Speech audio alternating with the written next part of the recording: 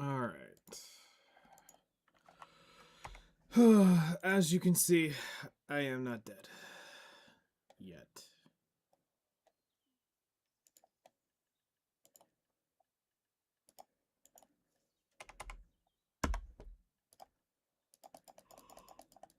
I'm there. But I'm not there yet.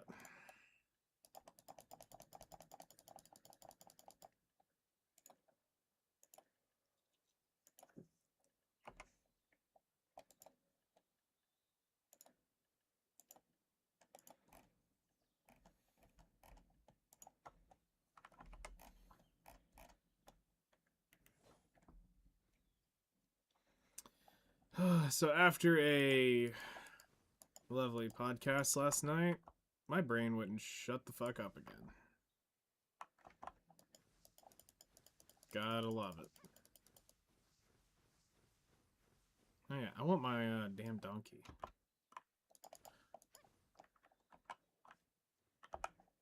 Because if I'm fucking doing this, we're getting the EXP for it.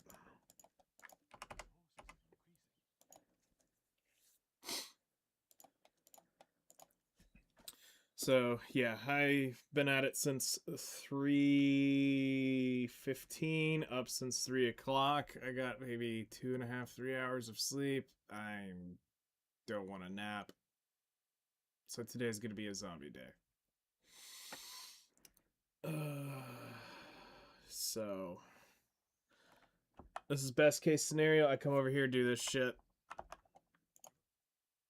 Oh man,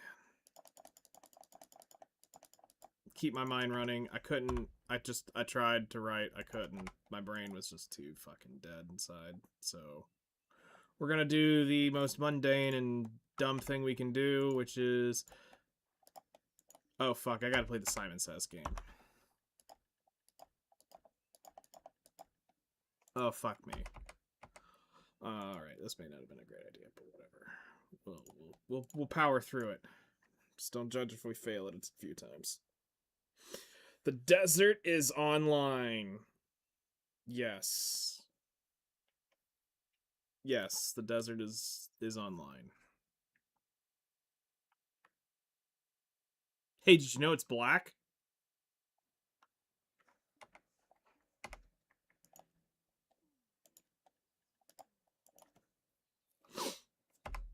Willing to buy potato?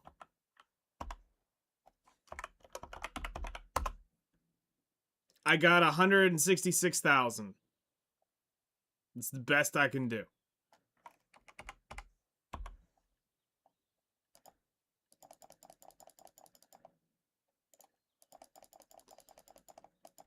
All right.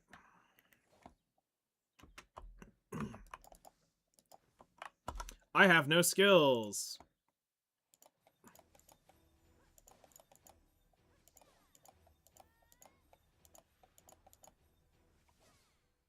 Oh, she's not 60, so she doesn't get to shift the 60 skills. Fuck. That's right, because she's so old. Holy shit. I forgot she is a dinosaur.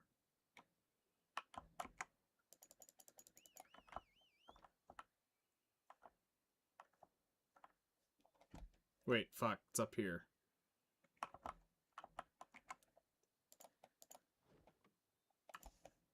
Anyway, how y'all doing?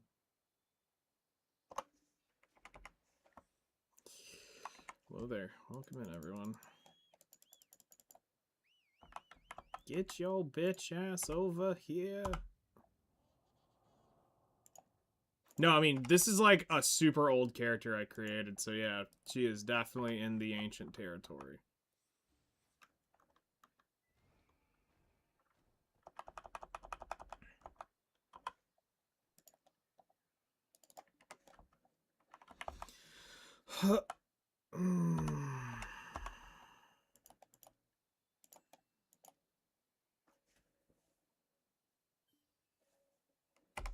She is ancient.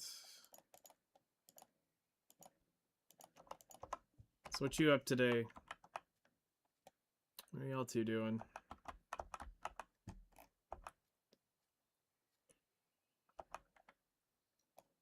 Too deep, too shallow.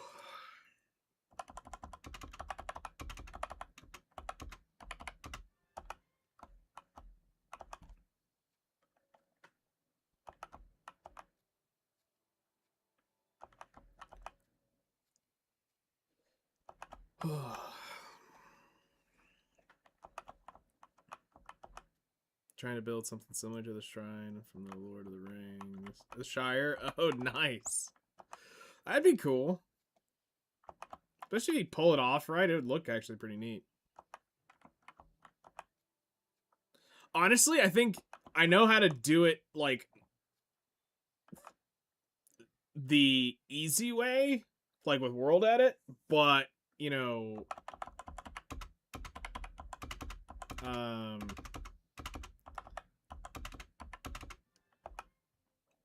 yeah, survival makes that a little bit harder. Because it would be like you'd take an area and you'd build the buildings first, and then you would just survival with World Edit. You'd start dropping dirt down with a brush, which then would create the hills.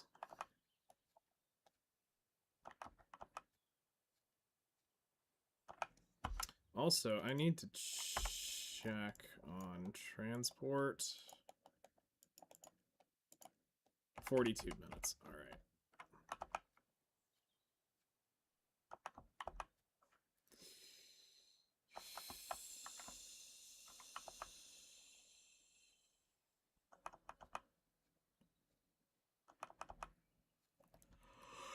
But yeah, that would be how I would approach it.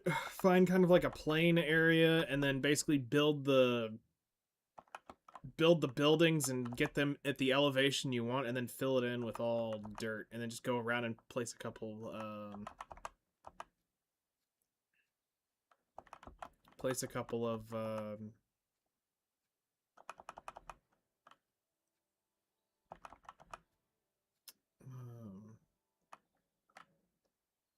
dirt blocks or grass blocks to help speed it up.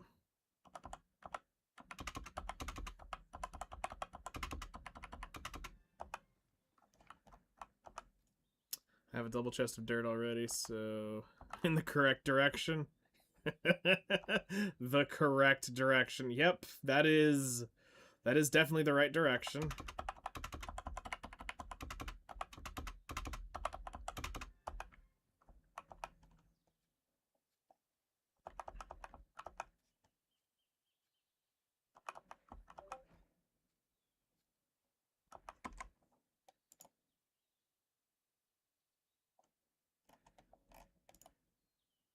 Nice, that'll be a good area.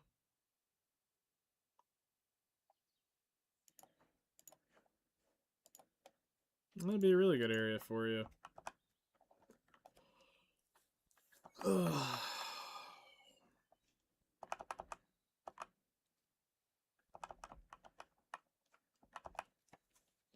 Oh.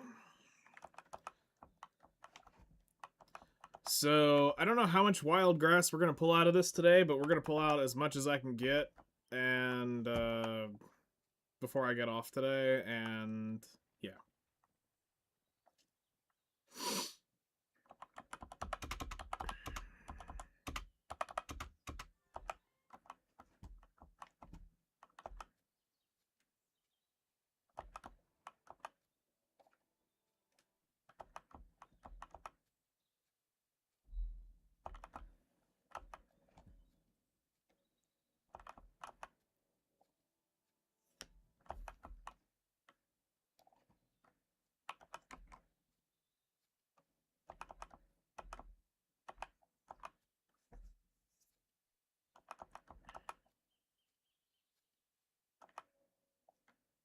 Too deep and too shallow.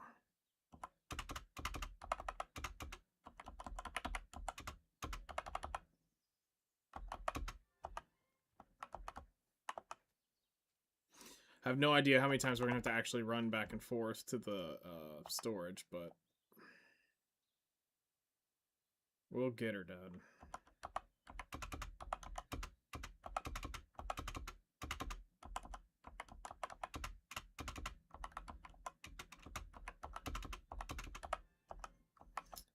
Oh, man.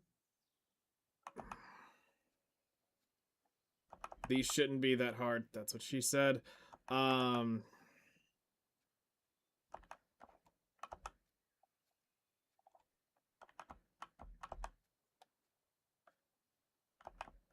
that's what she said.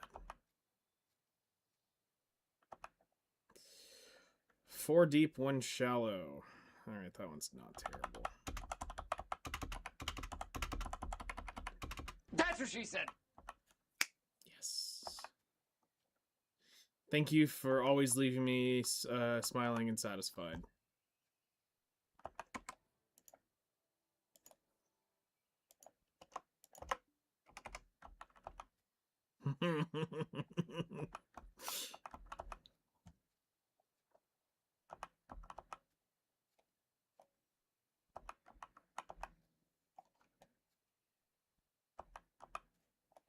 Yep. That's what she said!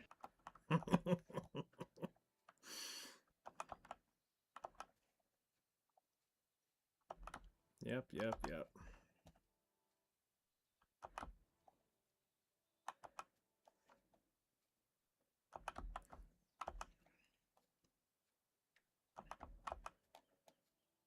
That is what she said.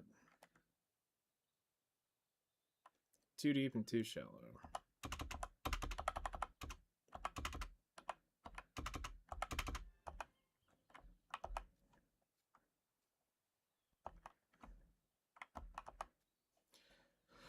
So I think the highlight for today is probably going to be the Doom Tap. I think that's about the only thing I got that's actually going to be worth a shit today. We just need to go out and go capture a horse at some point today. And pray it goes. And then that would take Krogdalo Sanctuary off.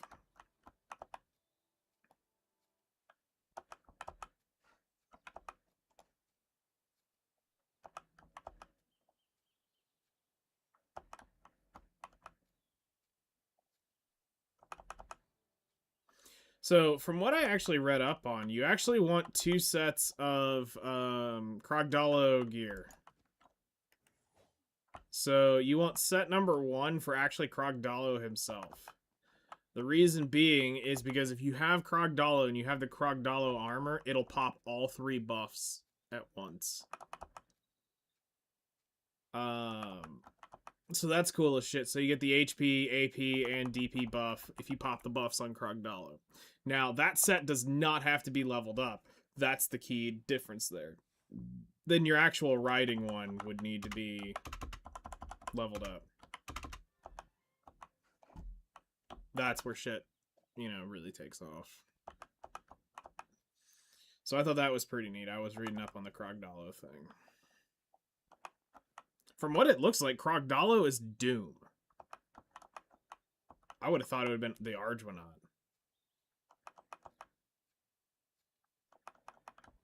But it looks like its default state is Doom. Because naturally on land. Unless you can set it, I have no idea. I didn't see that.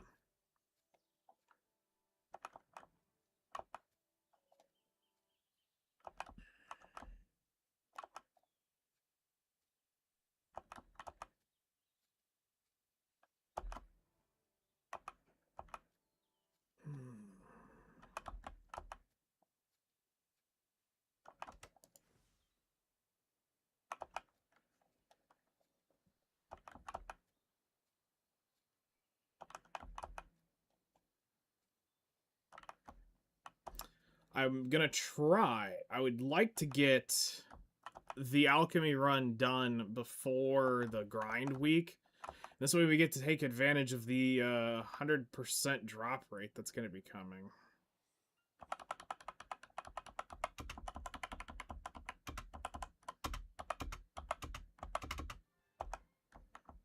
And we can focus more on grinding, and I'll also be able to level all my characters back up.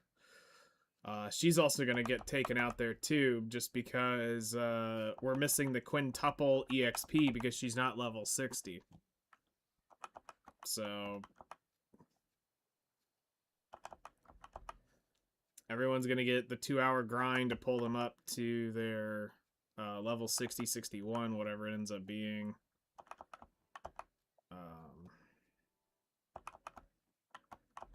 Darkseekers is about to get absolutely rammed.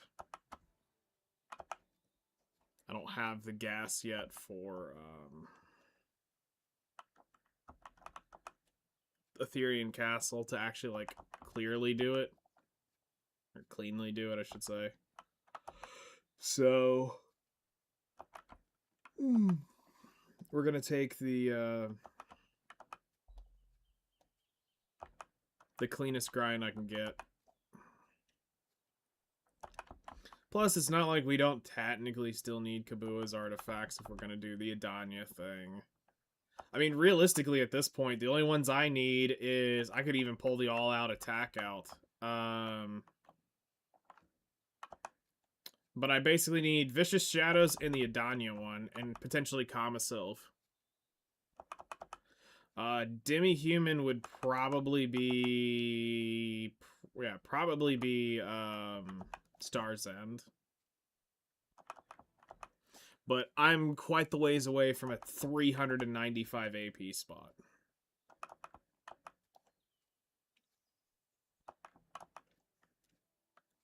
So I don't need to worry about that. But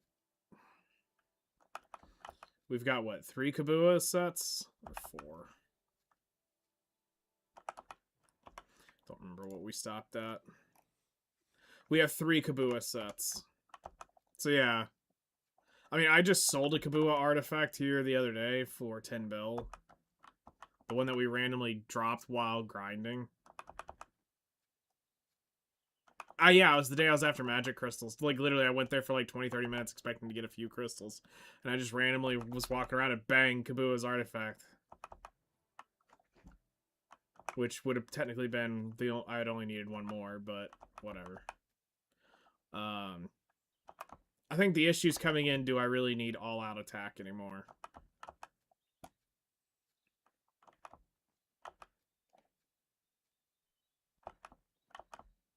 Because basically from what it looks like is at this point you either need the actual beast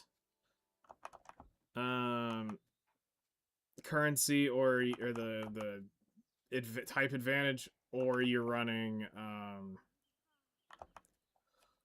the Vicious Shadows for the back attack damage.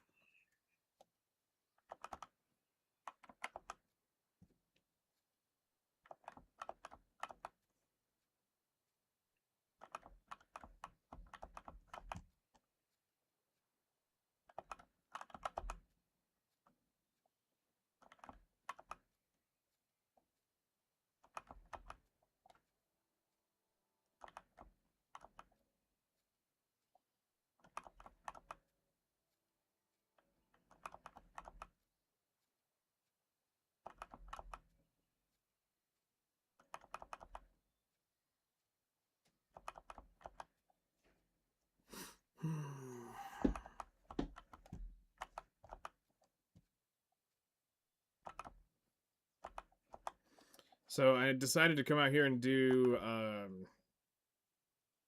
wild grass because I burned through it all. And I'm still needing like another 50,000. So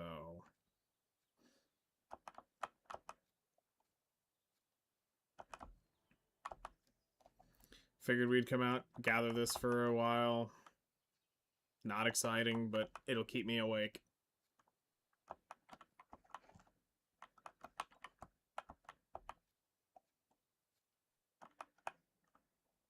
Three shallow, one deep.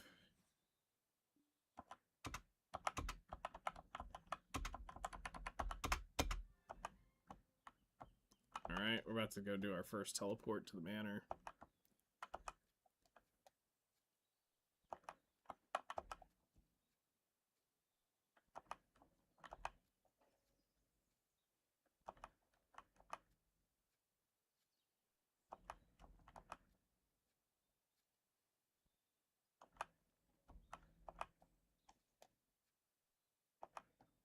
Oh, this is so about to put me overweight.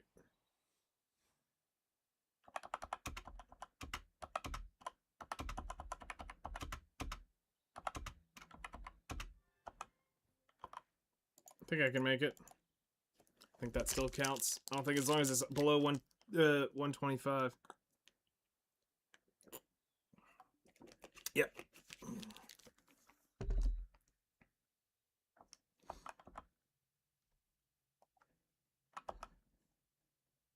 Alright, so it's 5,000 or inventory. That's not terrible.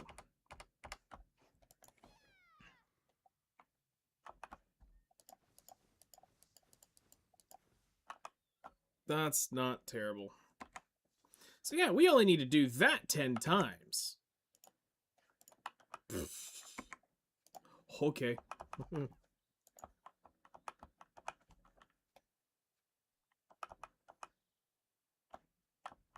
Oh, this is absolutely thrilling gameplay.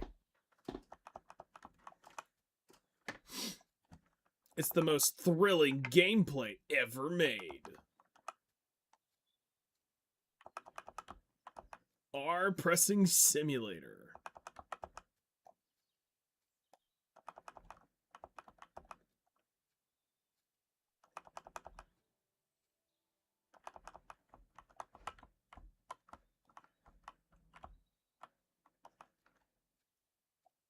Absolute straight up cinema. Yes. Yes.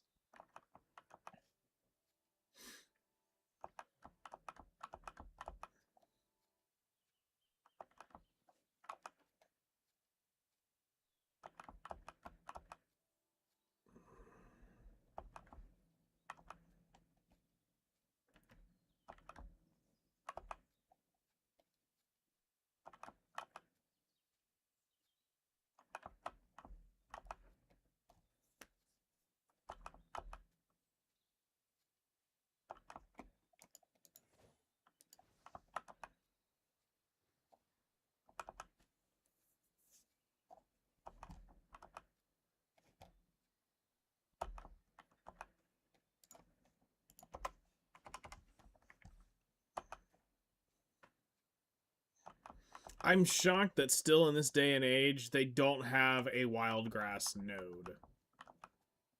Like, not bringing in a ton, but bringing in something. But they haven't done it. 3 shallow, 1 deep.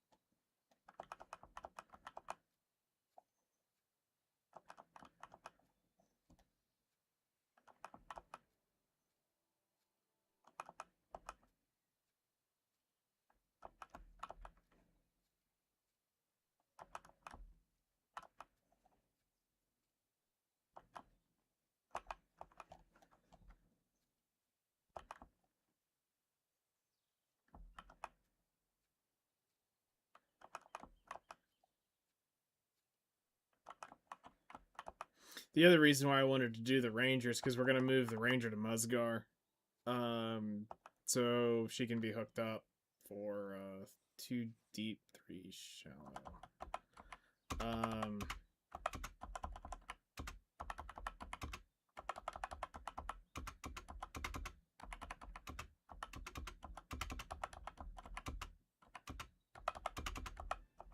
So it was right around there. So she can get that last bit of her level.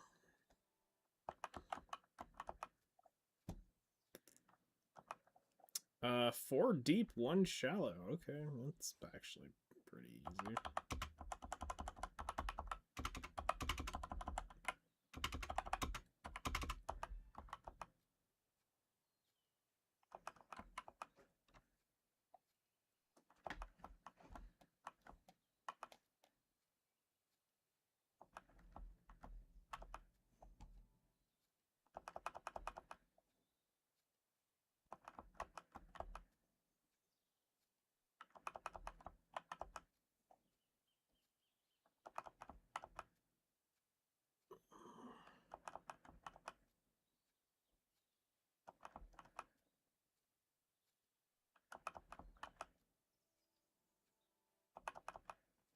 Should have probably have done the Olvia Academy gathering thing, but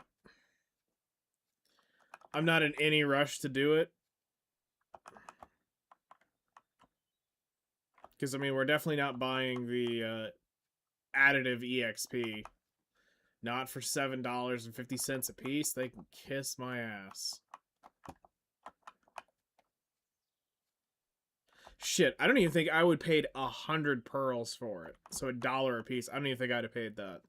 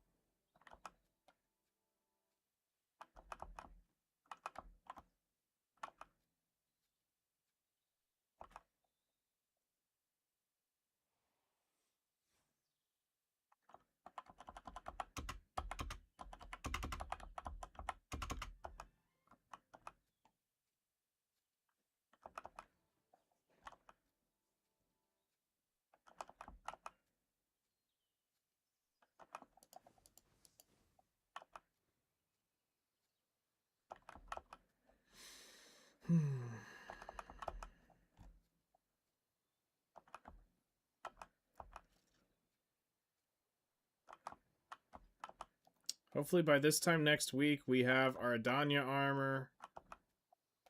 And we're done with that.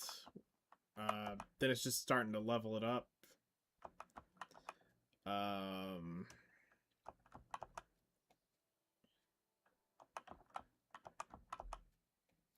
I think how we're going to do this is the first 4 deep, yeah. As soon as we get it, we're going to get the alchemy run done. The first 24 billion are going to go into Spellbound Catalyst so that it's just secured. 3 deep, 2 shallow.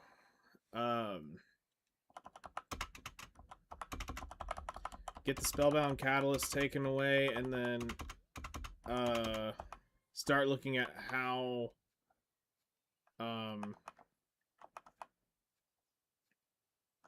we're doing on crates will determine a bit of the funds as well. Because we need investment funds to buy materials and shit, so once we get cleared all of that stuff, then it's just full send into Cronstones until we get the Labrusca Helm 4. 3 shallow, 2 deep.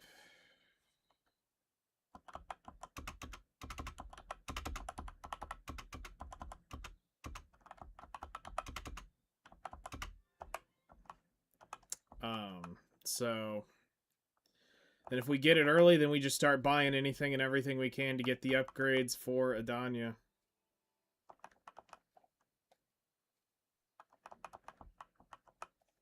The hardest one's going to be the crystals, because that's just going to be a grind.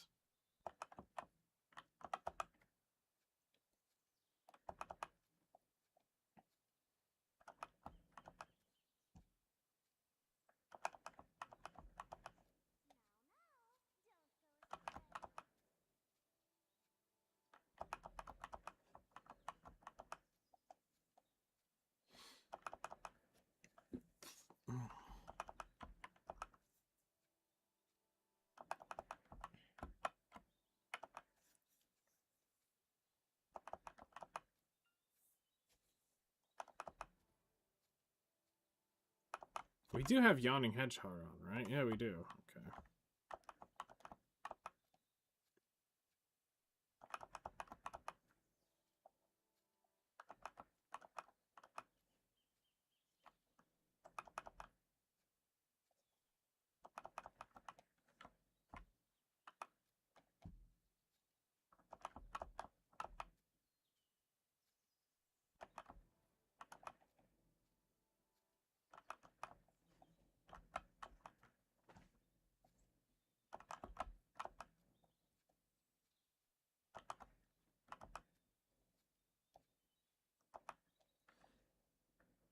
Three deep, too shallow.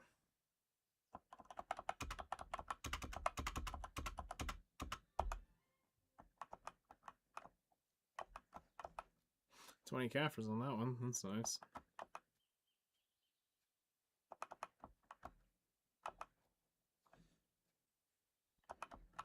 Because I think at that point, once we get to once we get past the Nav or the Tet Labresca, we'll be working on getting Tet Devos. And that's the one that we've actually got to do the real math on, because as long as it's below a certain point, it's cheaper to blow up the Debo than it is to cron a hit. And mathematically, there is a point where it's cheaper just to outright buy the accessory than trying to tap it. So, something we need to consider. Which way we want to do it.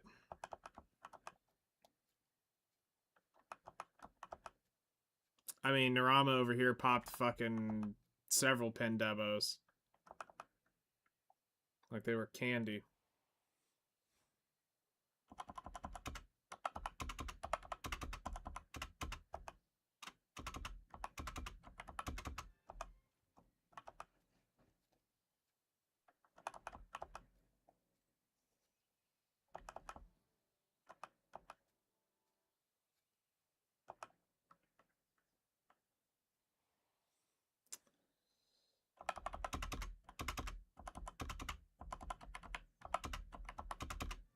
Yeah, that was that.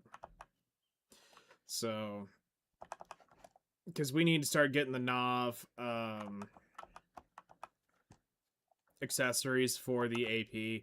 If we can get the Nav accessories, that'll drastically help out over at Adanya for me. Because that's the thing that's kind of cucking me.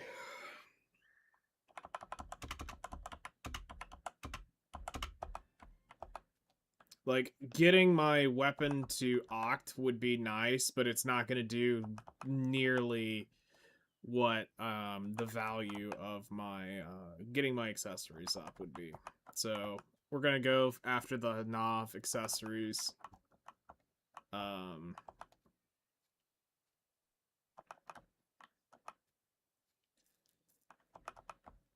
Need to figure out the tap stack for deck accessory is.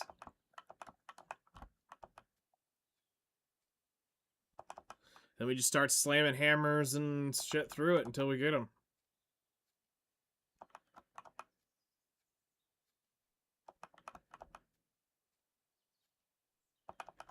Because every event, I'm getting the hammers. And I'm getting them exclusively for the accessories. So...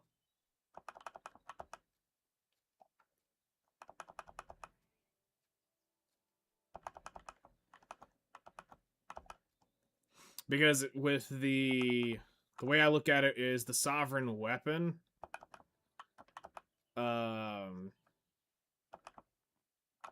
There's no easy way to get that up to deck. So the way you're gonna have to do the sovereign weapon is just long and hard. So I'd rather go ahead and get the known AP up, which is the accessories, and then we can start working on the weapons, because the weapons kind of gets a little weird.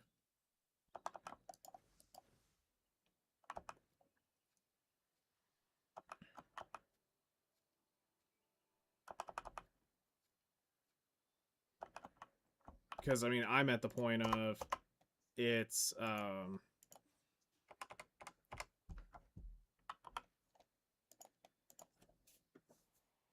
you've got to deal with the awakening weapon just as much as the main hand.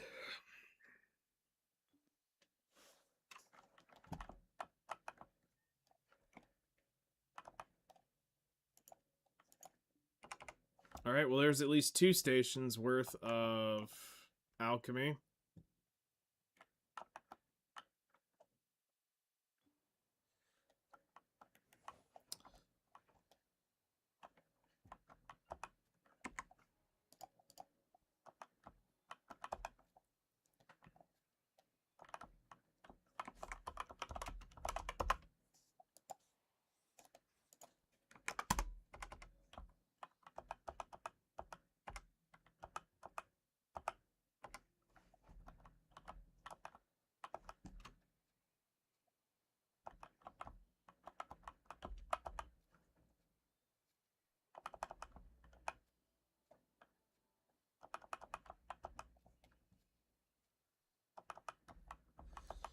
I gotta find out where I'm gonna start doing the cannonball run. I've got the spreadsheet made for it. For both, it's got the classes on it now, and it's got,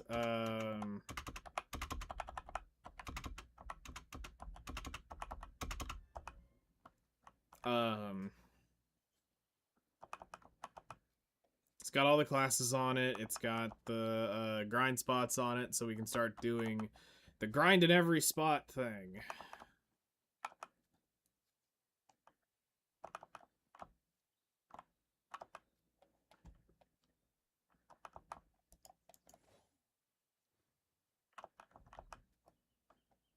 I just gotta figure out which character I'm gonna carry through it, because that's gonna be the only one that doesn't get the power level off the tag character.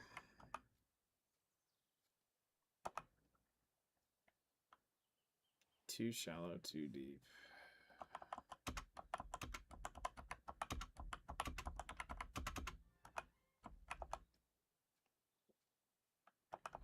Also, it's kind of wild to me that I'm only 10 contribution away from hard cap.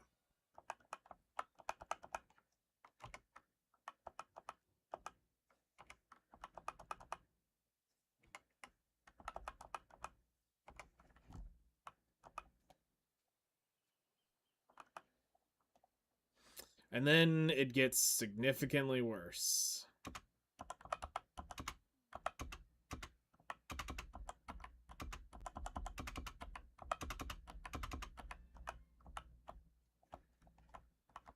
That's actually the point, I think, really where byproducts become money. Because at that point, to get a 1 contribution point, you'd have to re-level the entire fucking tree. And it's just not worth.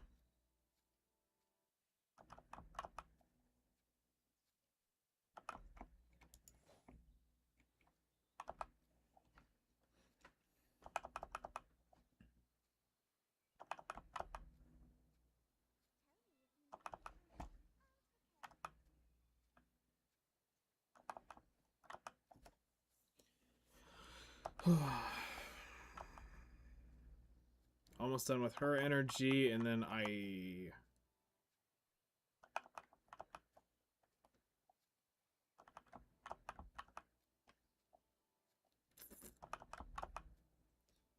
Let's see, if I burn it off, I have 4 hours to do it. We get, every 3 minutes, I get a 6 energy tick. I'd be almost max energy by after dinner. So we could probably go do Troll Blood or Fox Blood. 3 deep, 2 shallow.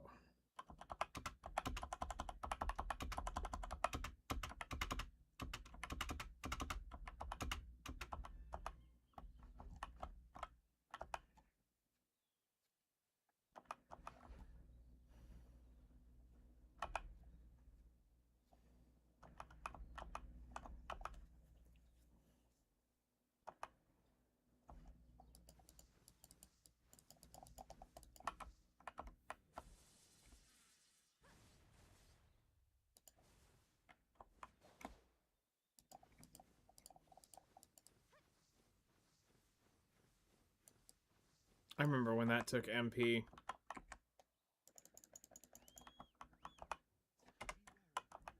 They don't do it like that anymore. Alright. So that took us 40-ish minutes. That's not terrible. I'll go do another character.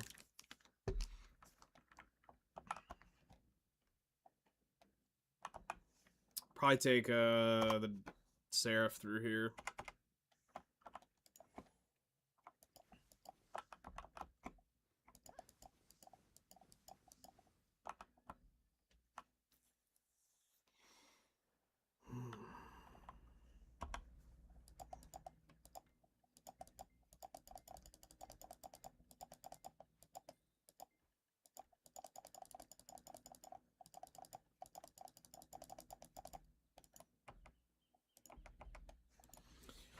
Okay, yeah, we'll run Seraph through here, and then that'll give her basically to noon to 5 p.m. to regenerate all of her energy. Then we'll go do Troll Blood, Agrist on her in the Guardian.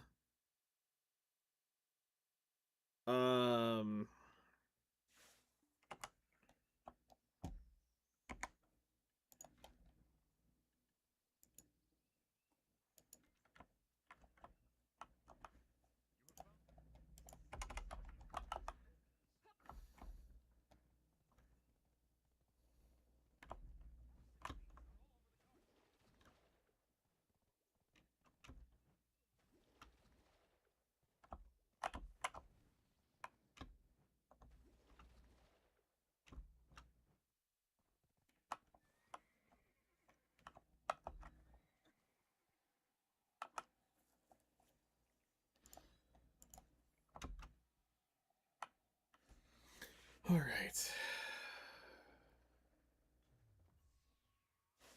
So while we're doing that, I'm gonna pop up Garmoth. I just want to see how much all Nav accessories give me while we ride the bear.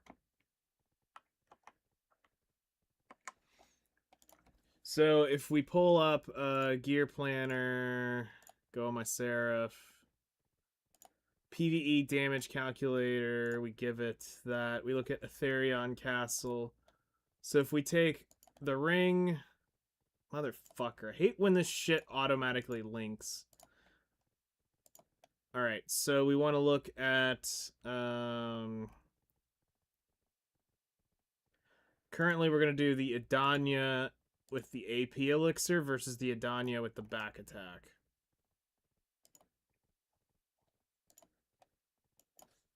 I'm going to put 50% back attacks on both of them.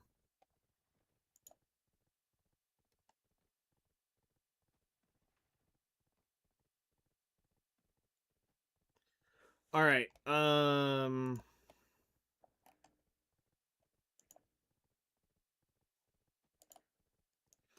So just for shits and giggles, we're going to go ahead and put the helm to Heaven Smite. All right, so if we do just accessories and we get those to Nav, so the first accessory alone is 21% damage increase there. The second one is 41, so we lose, so we're basically just at 10. Third accessory. Ah, okay, so the first two are the more important ones. At least for Etherean Castle, which is where we're trying to get to. So the first two are the most important for me right there. Gets me 41% damage. And then if we update the Kabuas to the heralding, 43, 44. Okay, so we get 44% damage there.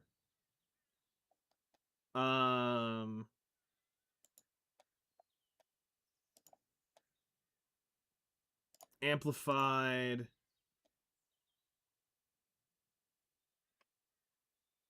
It's actually better to run Vicious Shadows? Yeah, it's actually better to run Vicious Shadows there, because I guess I'm hitting AP cap at that point. Okay. So, yeah. It looks more like we're going to update our Vicious Shadows artifacts and start going after the Devos. I can fuck with that.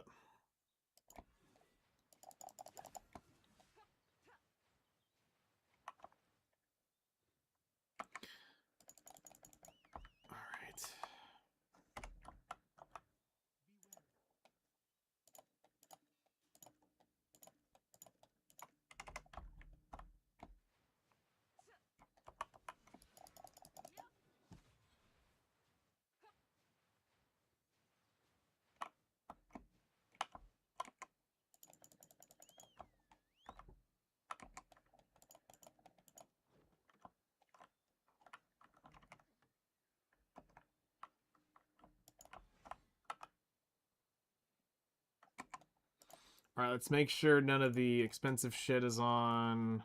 Alright, there we go.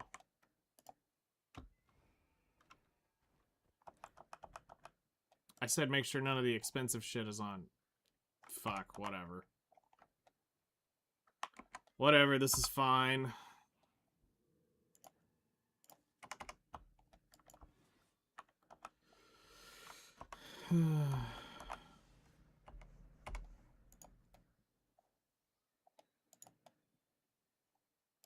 Where is she?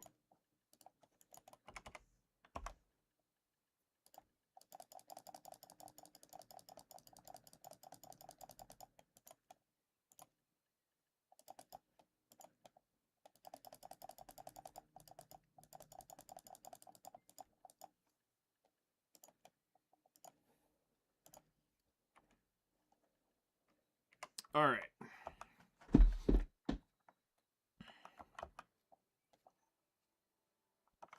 So for this 45 minutes, we're going to have how much gathering mastery? We're going to be almost 2,500. It's not terrible.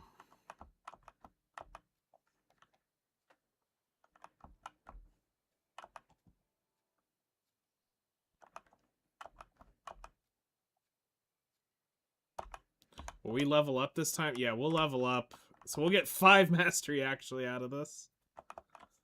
Because we should probably level up this hour on it with all the buffs we've got now.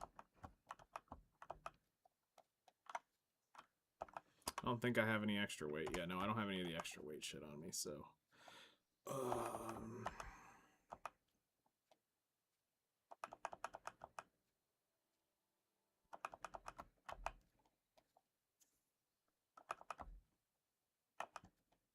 So, okay, I can probably handle...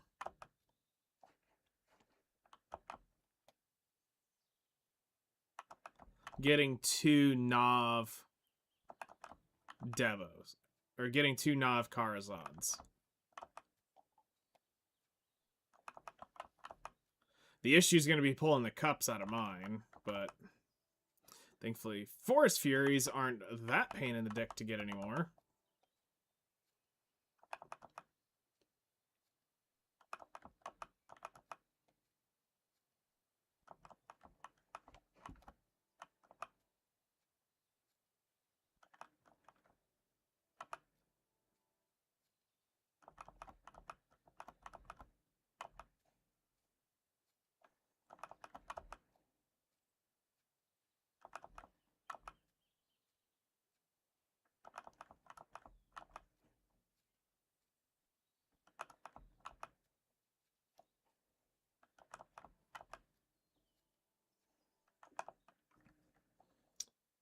Three shallow, 1 deep. Oops.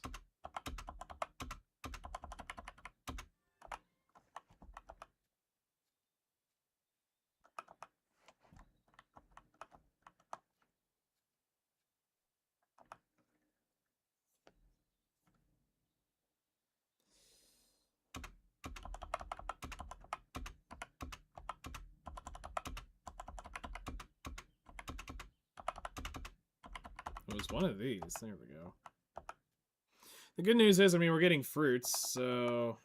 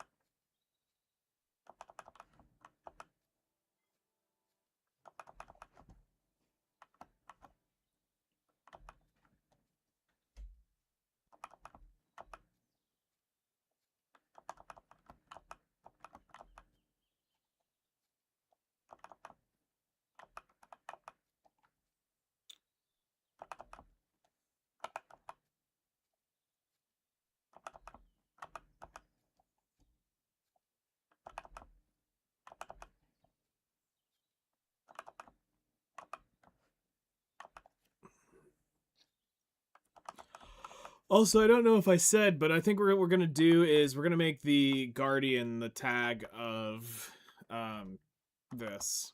So it'll give me 2 completely unique play styles. We'll eventually use them depending on what we're doing. But I figured that's the one class I never got to give in-game a try with. I love the Dracania. I'll probably still tag her, but like as far as like the main tag that we would end up taking out and trying, it's gonna, or using, it'll be Guardian.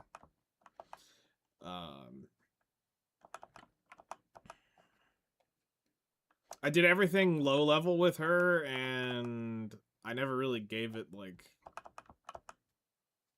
I burnt out because I absolutely butt rushed her to 63. So by the time I got to the point where I could enjoy her, I was just dead inside.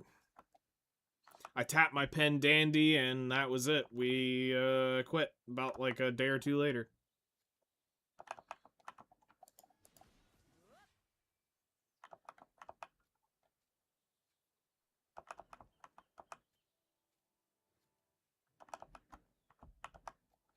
Like, if I could go back and we could have everything that we have today in, like, 2018, 2019, that would be the fucking shit. I would love to see that BDO again.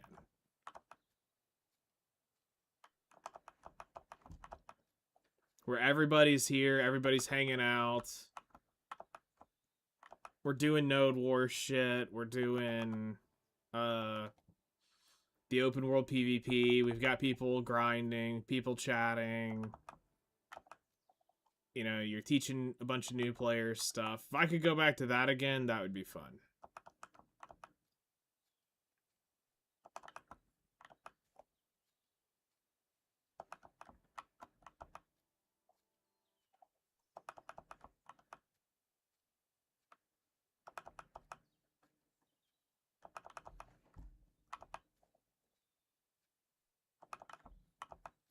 But like now it's really hard to keep players' attention for more than a week in the game. It seems like people come in, then they're gone. They come in, then they're gone. They come in, then they're gone. Or you get the old salty veterans who come in and then they're gone. Or the people that don't just, they're just done with it.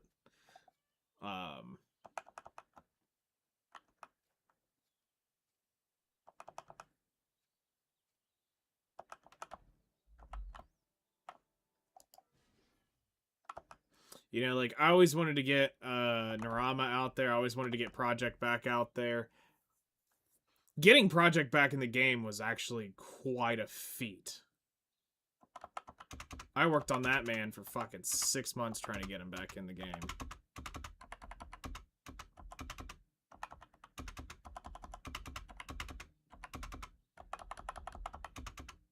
Where the fuck is it?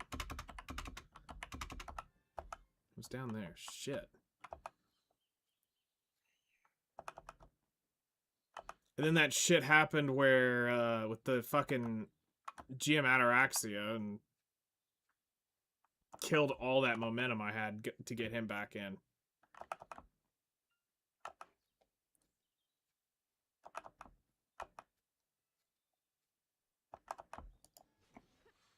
Because, like, I was just in the process of waiting for him to get geared up.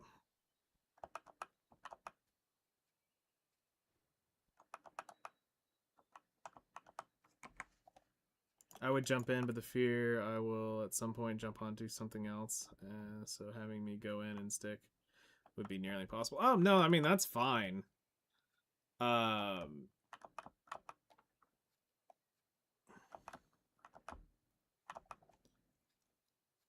It's more of the, like, the long term. Like, we could get you caught up pretty quick to where you could go do some fun shit. But like now all the in-game spots are all party spots. Man, do you know how much I would have loved to have had, you know, all my friends back in the day that when we were all kind of equally-ish geared to be able to just go hang out at a party spot? Do you know how cool that would have been to have the Pirate Island vibe again, where we're just sitting there bullshitting in Discord for fucking 8 hours on end while we're playing over there now would be Adania? Like, that would have been cool. I mean, to be real though, the Adania continent itself is super forced. They created that continent does not fit what they were trying to do with Black Desert. That's just a cop out so that they could create a bunch of party grind spots and then have the PvP thing to where you fight over castles. That's fucking stupid. That's supposed to be a desert region up in there. Not whatever the fuck they've created it to be.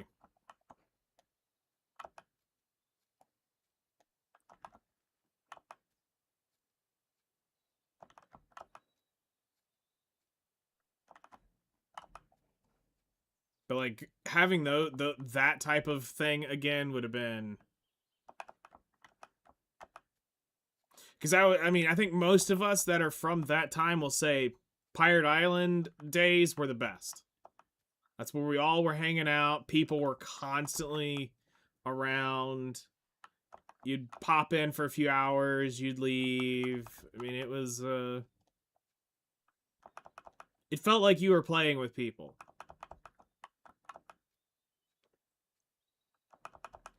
And finally, we have grind spots where that's plausible. And now you can't keep any of the old people around long enough to get them there.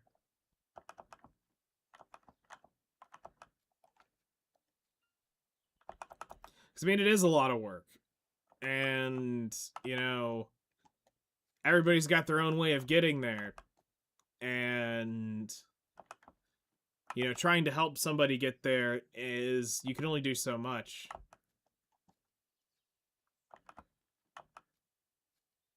Because it always comes back to, well, what's their RNG like?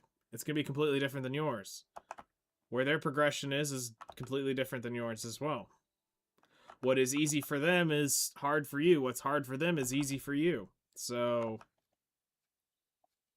And then for new players, it's the startup cost of getting into it. How much time they've got to get in to get to that point. Like, to just get somebody up to being able to go run a Danya would take months.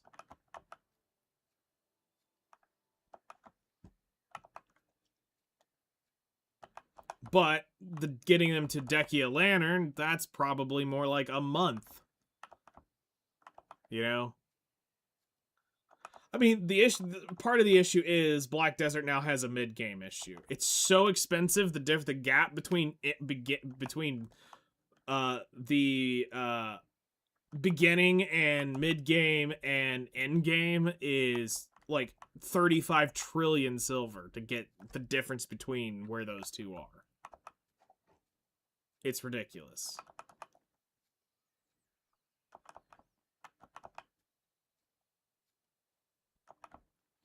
I mean, the logic of just get lucky literally comes in, but not everything works that way.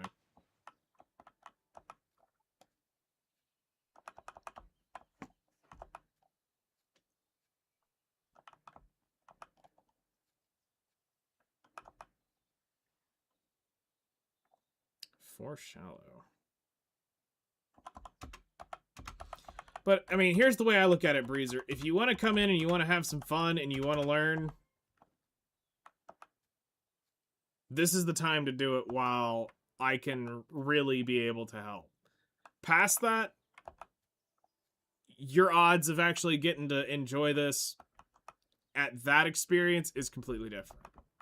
So it's like why I'm telling people now, you know, this is the chance right now while I'm playing it. Because that chance will dissolve. And there won't be a next time.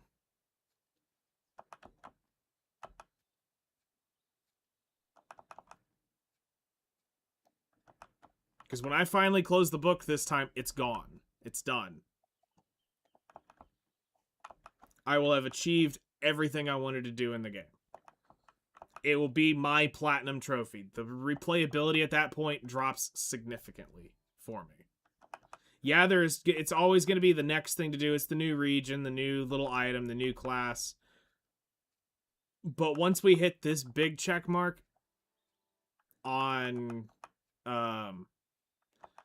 working over all the goals, once those are gone, it loses a lot for me.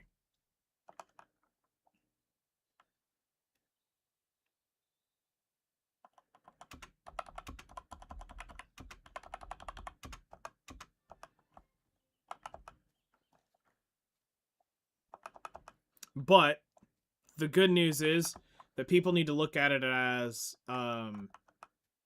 it's fine. I got my money's worth out of the game. I got, probably by that point, we've hit the 50,000 hour mark. So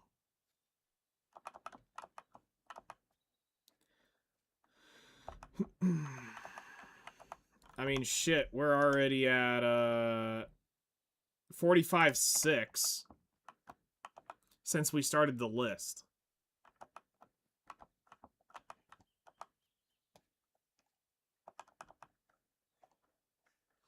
Three shallow, one deep.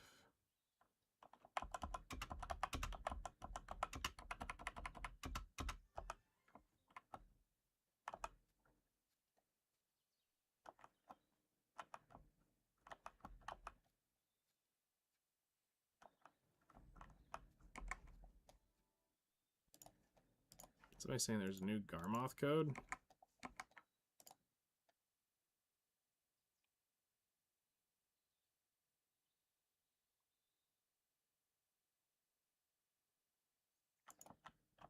Oh, it's for a Merv palette? Fuck that.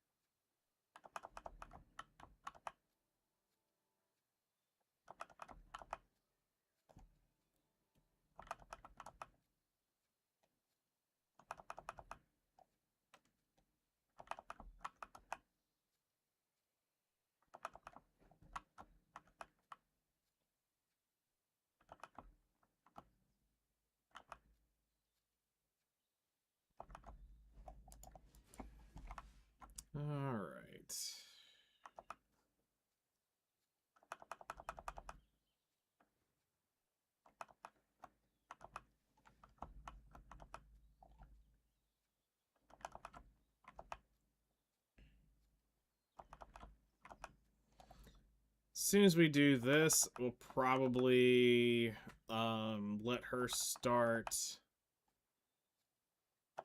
because those stations are an hour and a half a pop.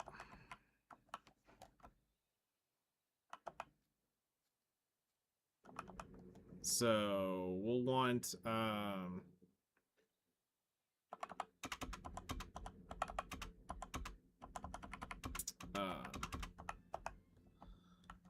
we'll want her to have plenty of time to do the alchemy for the afternoon. Oh, we still got to go through 300 energy, but it'll get there pretty quick.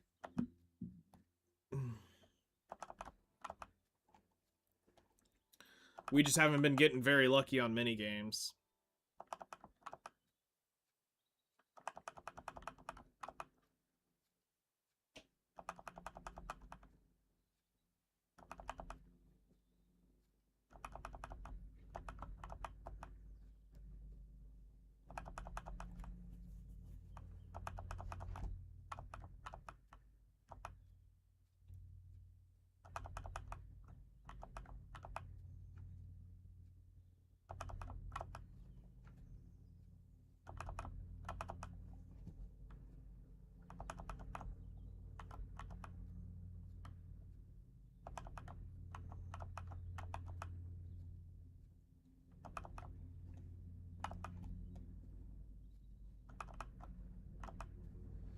One of the things that I do want to try to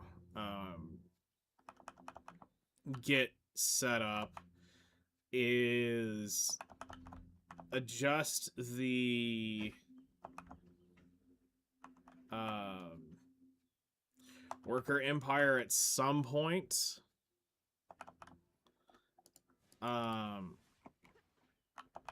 To slightly bias alchemy more than cooking, and to slightly bias imperial or trade crates in a general sense. So, but that also means we got to be careful because we do need the powders. The powders come from certain nodes, so it's, like I said, it's gonna make it a little awkward trying to refine it, because I mean I've kind of got it already pinched about as tight as I can get it. But if I could find the middle ground to work in more mushrooms, more of the things we actually need. I need to focus in on the powders. I mean, they've got to do something with the contribution. They cannot keep 10 years later fucking that hard cap of 50 billion EXP to go from 501 to 502 or whatever astronomical number it was. Literally, just here's how you process it. Take all the EXP you've earned from the first contribution to the 500th contribution. That is the EXP for 1 point after 501. So literally re-level from 501, from 1 to 501 again for 1 point.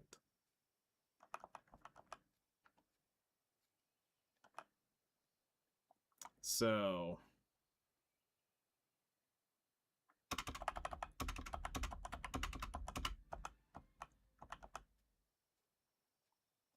like, they've got to let off that at some point. Which, honestly, I'm hoping if we get a dev letter here in the next week,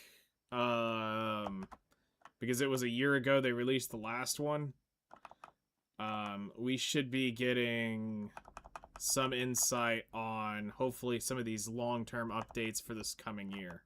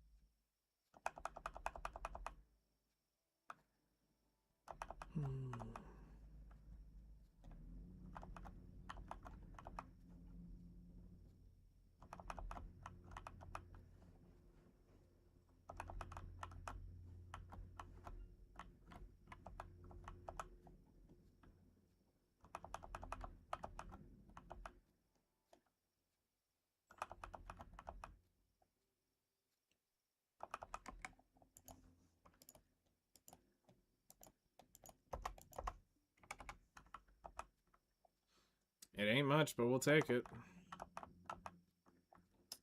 Y'all can't see shit. Yeah, that should help you find the character a little bit better.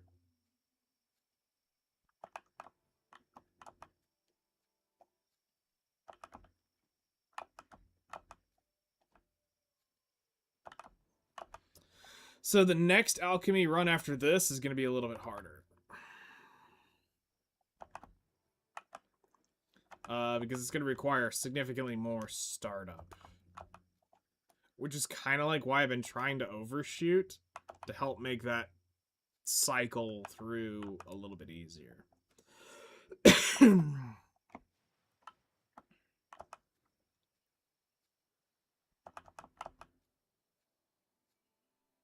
Like, seriously, can we get the minigame more?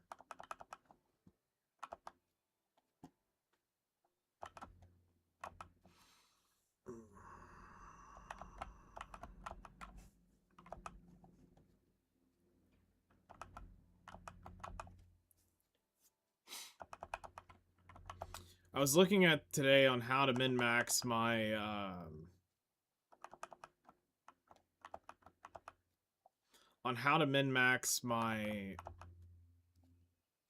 crates more, and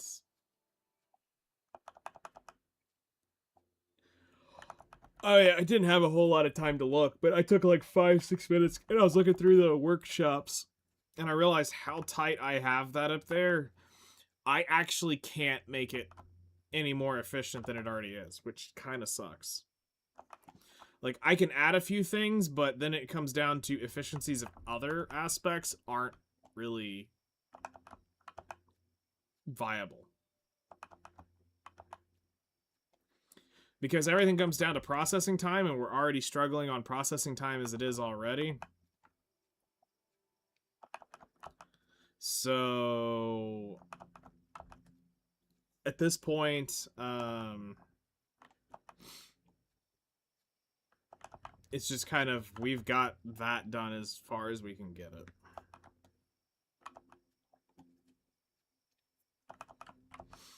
So outside of money efficiency of just keeping up the proper crates, I can't physically really, I can increase the output by a little bit. The only places I have room to grow are I could put out 3 more ore crates, but that's, again, going to be really hard. It would have to be I'd have to get the math on just raw bought materials, and you could probably keep it up through raw bought. Like, it would basically be an EXP crate for, like, light profit turning. But that's 3 more ore workers. And I'd have to do the math on where the lodgings are to get to it. But there is room for 3 more ore slots up there.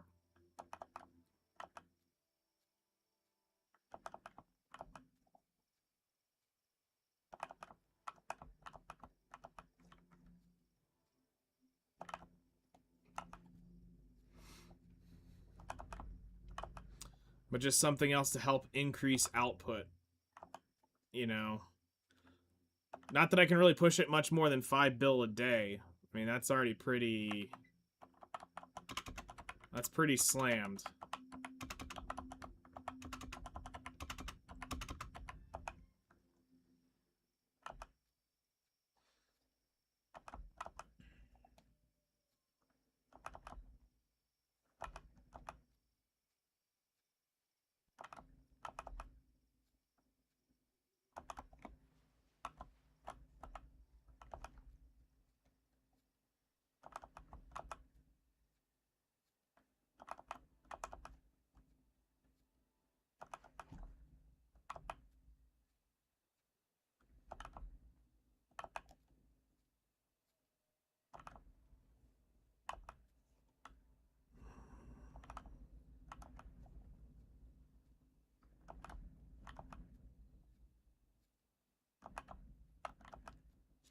I have wood crates maxed out, so those can't be done.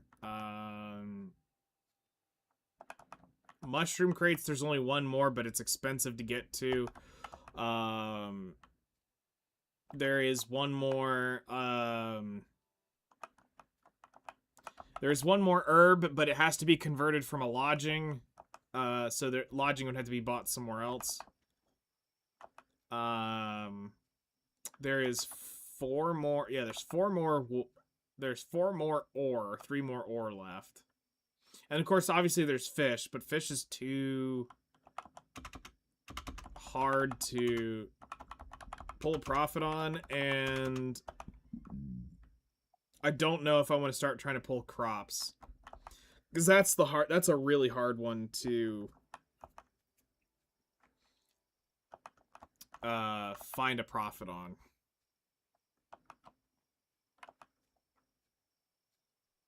Because most of the crops now are so fucking overpriced. Because you're dealing with 2016 crop prices, or whenever the last time they did the 20... Well, it wasn't 2016, because they updated some of them. Some of those prices now are 2018, I think, was the last time they touched the crop prices. So, realistically, you're not going to be able to get a profit on anyone. You'd be paying for EXP.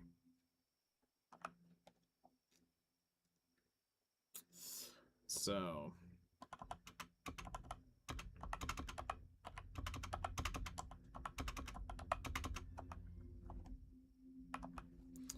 But it's something we could look into to see if we wanted to... Again, it comes down to reorganizing contribution and what needs to be bought.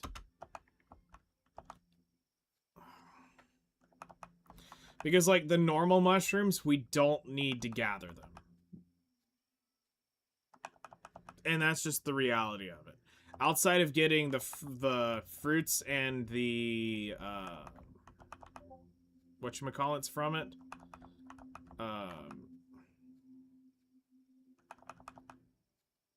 traces.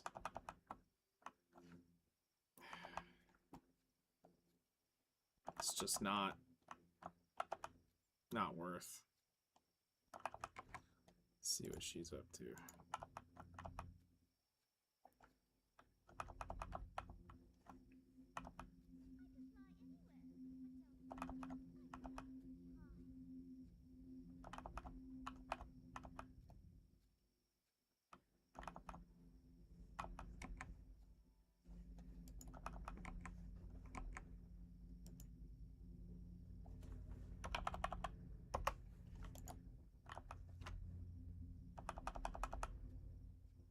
Alright, 185 energy left.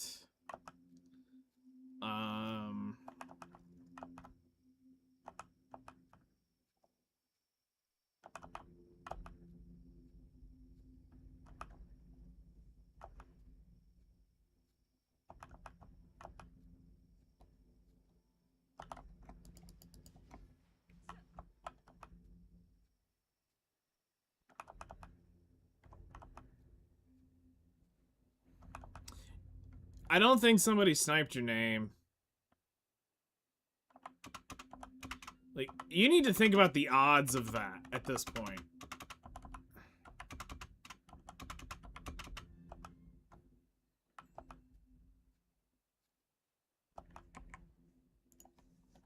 Like, realistically, what are the odds of somebody, the moment you go to do your character swap name, somebody takes your character name? I would just keep trying, you know, a couple times a day, and if not, you just send the GMs a message and ask them what the fuck's going on with it.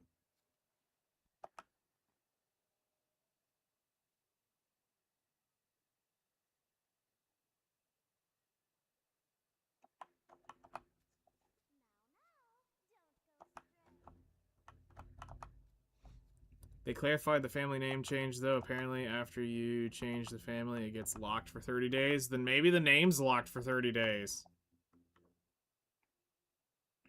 Alright, man. Take care. Thanks for hanging out. Enjoy the rest of your day.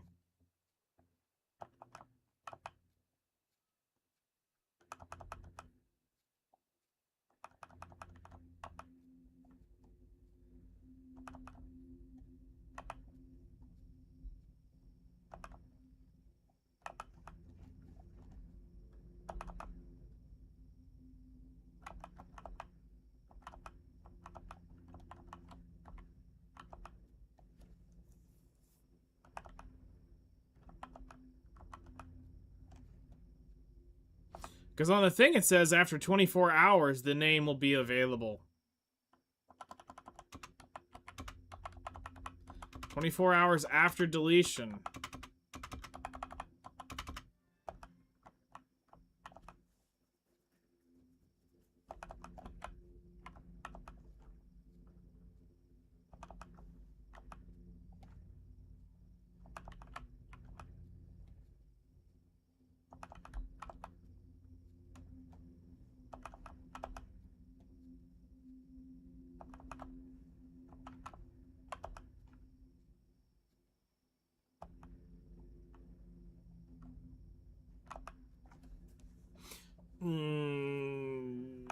Is today the long day of what?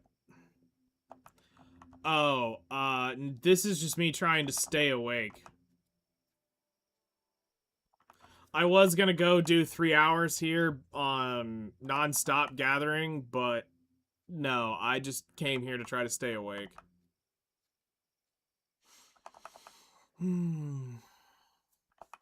So we'll probably try to do that tomorrow. No, I got about 3 hours of sleep ish. Basically a short nap.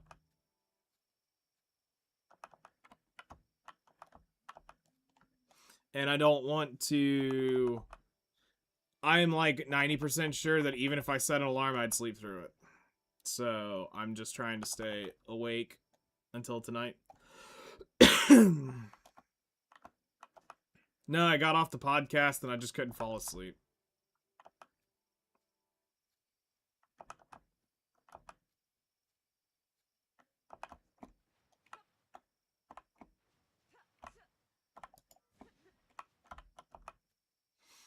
So...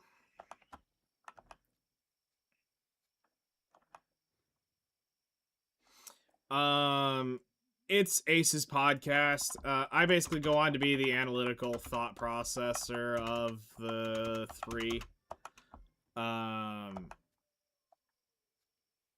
So he talks about gaming news and just shit like that, and I'm the one just kind of sitting there. I do more like research, it seems like, on the podcast. I'll talk about certain things when he's got subjects for it. But I tend to more look up, trying to constantly find things while we're on the podcast talking. I chime in where relevant, but like for me, it's just whatever. I'm more doing a lot of like searching X for current things. Like last night was getting really hard because my feed was basically everything fucking Avengers Doomsday. So that's not really in the direction we were trying to talk.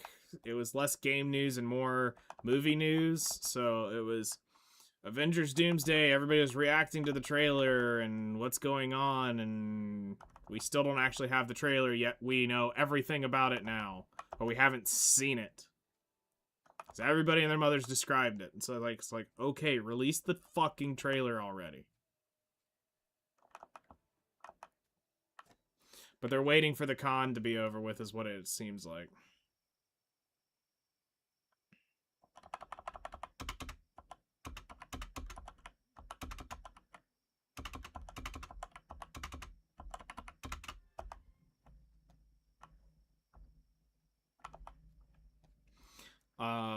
But no, we just kind of talk about, you know, gaming news and what's going on in the gaming industry and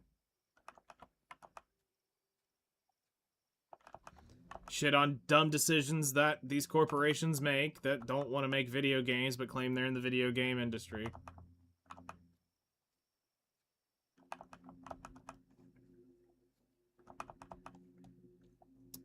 So...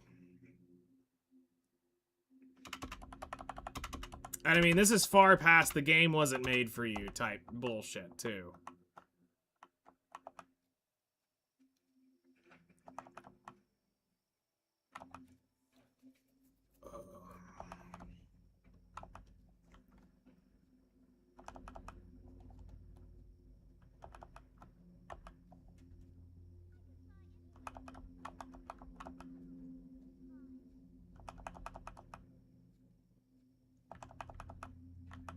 Damn, am I not actually gonna level out of this? I got like 80 energy left, so we'll see.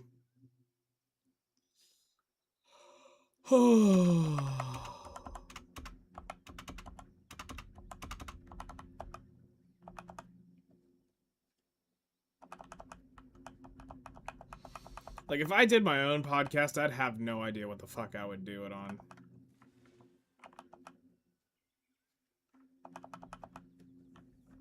Which is why I'm glad Ace does the heavy lifting there. No, I don't think I would do BDO. They've already done a BDO podcast before, and it wasn't really popular.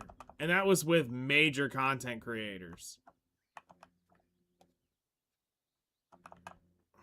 So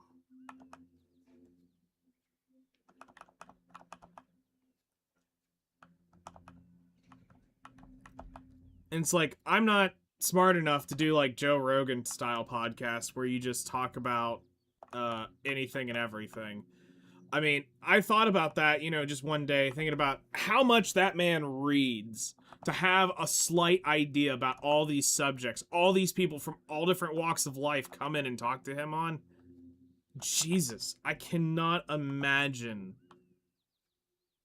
that guy's mental headspace on these subjects. Like, I think about, like, some days, like, when he sits down with Elon Musk, how dumb would I feel talking to him? Like, not that I would actually interview Elon, but you get the whole point of the man's IQ is probably 45 above mine, 50 above mine. And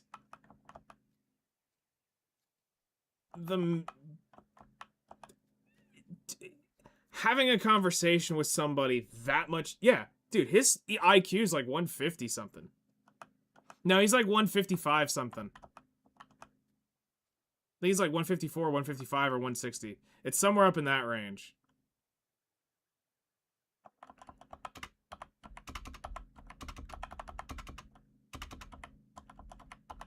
And then just think about people that are smarter than him. Like, fuck. His was in the 150s, 160s, I believe, as well.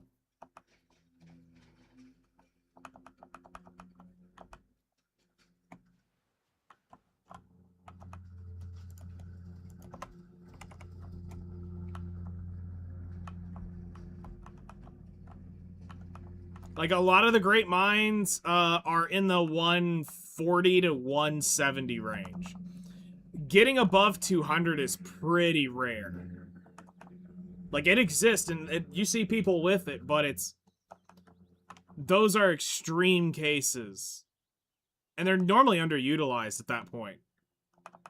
Because stuff ticks so differently for them. I feel bad for somebody with a 200 IQ. Because they socially cannot exist with people the same way. Because here's the thing, by the time somebody figures out the problem, they've already solved it 4 times over. And like, I have that issue with certain people because my brain works faster than others, and when I work with slower people, it absolutely frustrates the shit out of me. Because if I come to a conclusion before somebody else, and I'm trying to work them there, yes, that can be very frustrating depending on the type of subject it is.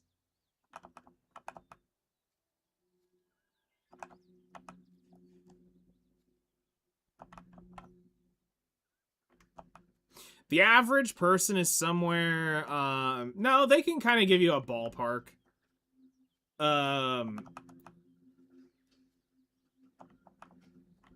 The average is somewhere between like 85 and like 110. It's somewhere in that range. I think the average IQ of an average American is like 94, I want to say.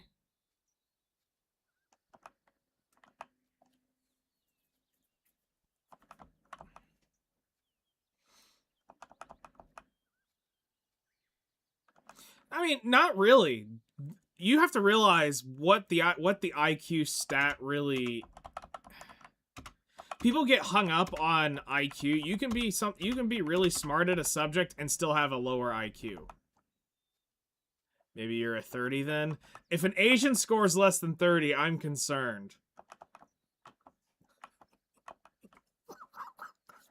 If an Asian scores less than 30, I'm very concerned.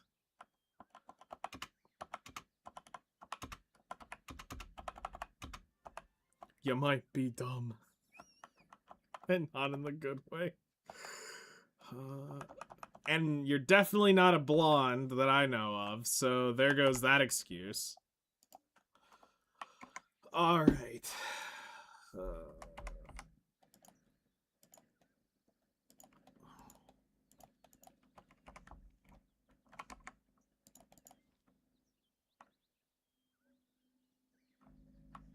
A Sheldon Cooper? Yeah.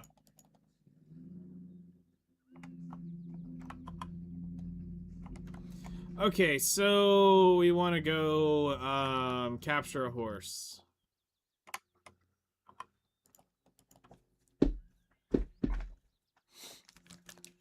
I think Sheldon's written to be somewhere around in that Einsteinish Elon Musk range. There's a woman, I think, that has like 224, I think. Is like, I think the actual like highest scored actually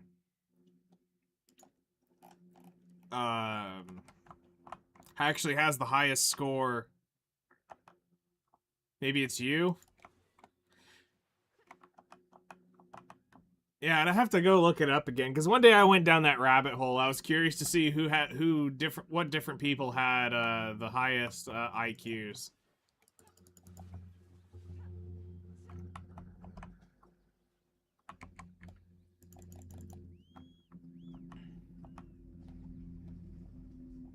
I haven't taken one because for me, I don't want to know because I am so rusty now on so many subjects. If I would have taken that when I was 18, 19, I probably would have done well.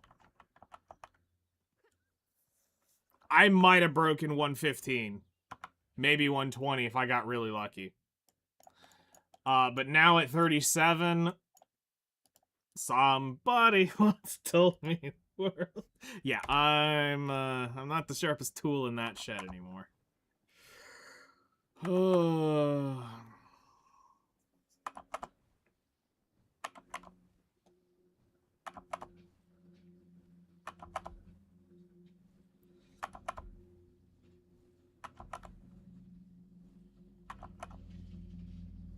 Yeah.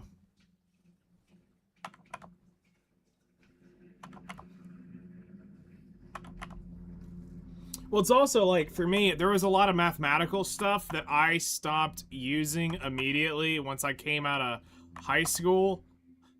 It was irrelevant. It was literally memory dumped information. There was historical stuff that I memory dumped because, while cool, it wasn't going to serve any purpose. And that's kind of what triggers me now is, technically, I'm smart as shit in so many different aspects. But I am dumb as shit in others. Just because it's been so long since I kept up with, like, that type of education.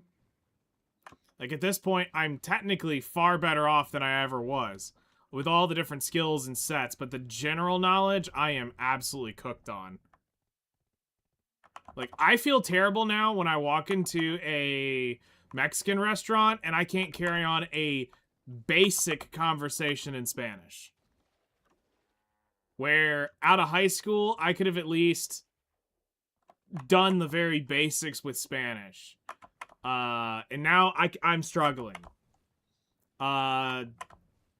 Math has gotten a lot harder. Like, I used to do several types of math in my head very, very quickly. But now that is getting kind of hard to do. Memorizing, I could memorize a 10-digit number, like, no problem. Now it takes a little more effort.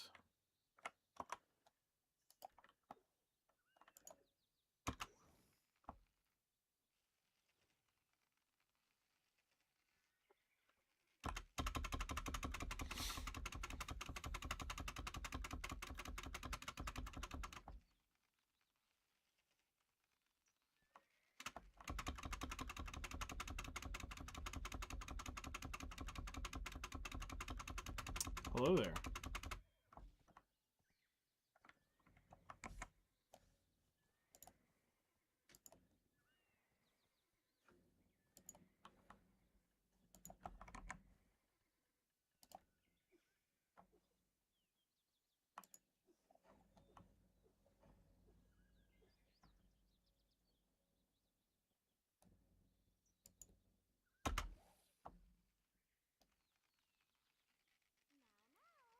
Hello there. Welcome in. Glad to have you.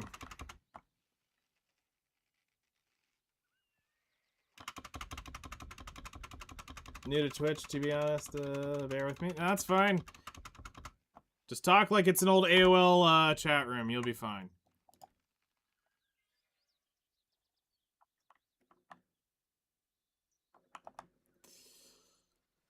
Alright. Tamed the horse. Now let's go talk to Lena.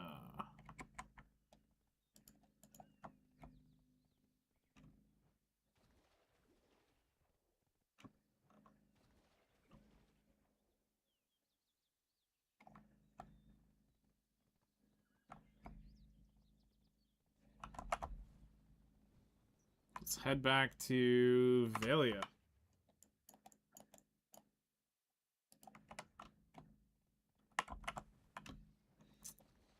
Oh, if you have any questions, feel free to ask. Have been made. Should I start transporting them to Seoul? Yeah, I would go ahead and do that. Keep them. At this point, I would change over though to Silver Azalea.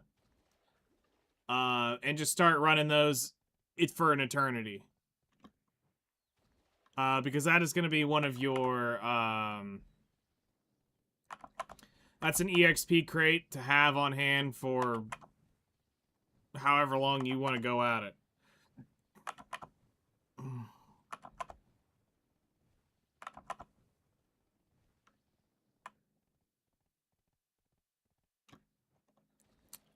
So you're gonna do them through the transport. You'll have to link up all the nodes. Or you pay the astronomical fee for sending crates unlinked.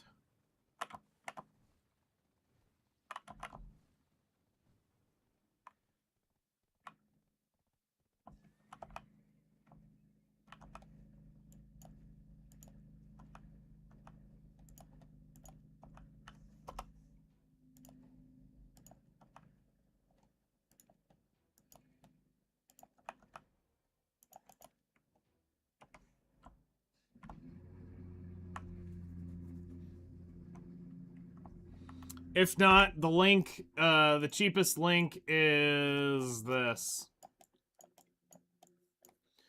You come out, you go up to Odkata, you're gonna go over the ocean, or go over, yeah, you're gonna go over the canal here, back to Shaka 2, down into Altanova. From Altanova, you're gonna run actually through, Tarif, well, technically through Tarif. It's a weird connection. Basically, it's Kamasilv Temple, hooks up to Castle Ruins. Castle Ruins goes up into Heidel.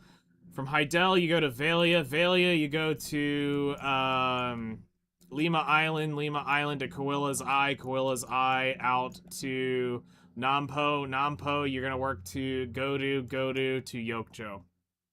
Yes.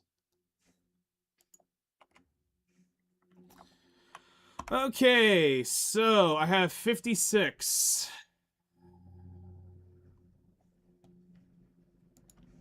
Let's get rid of this horse.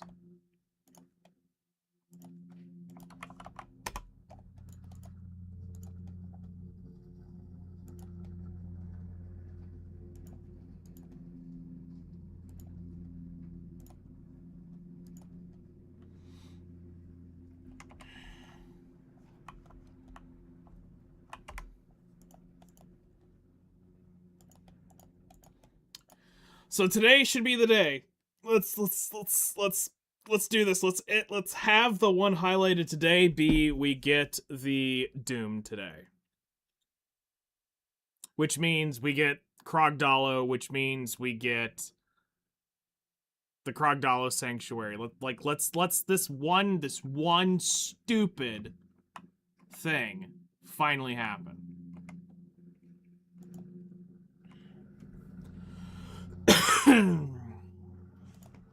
Because now I am, we're Fern locked again.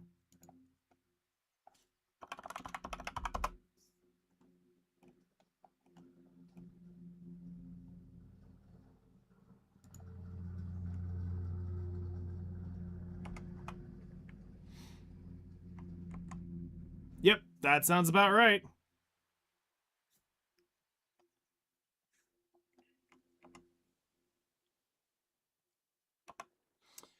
Alright, we should have everything.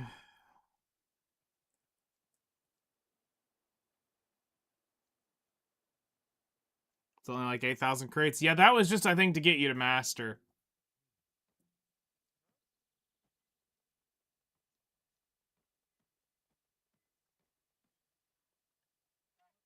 So I only need to sell one T8 right now to get the 100 powder.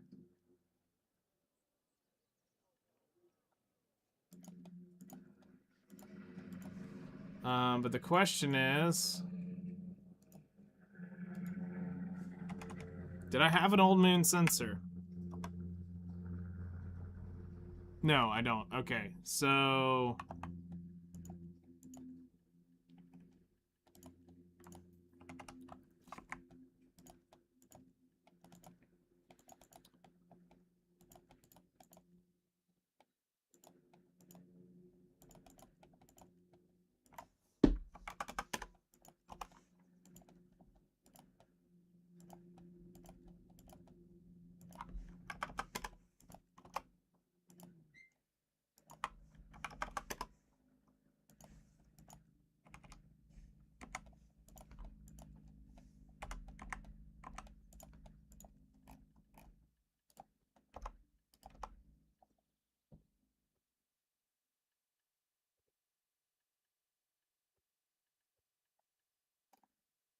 did I not get any of the plat crystals?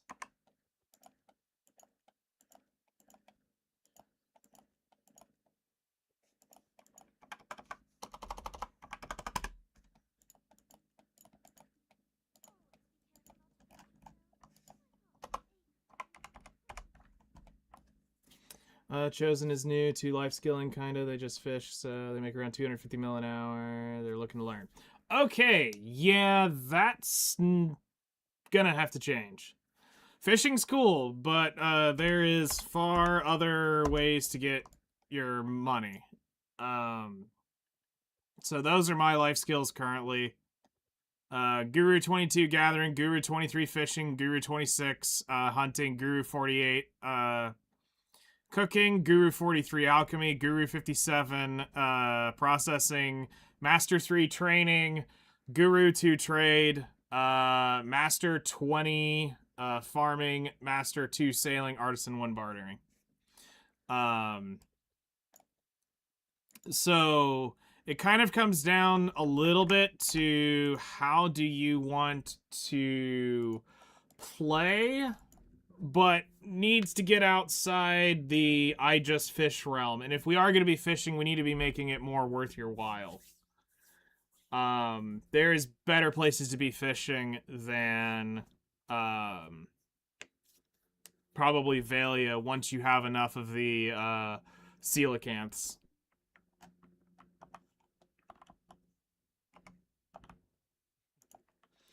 Okay, so we have a lot of... Let's do this. Let's...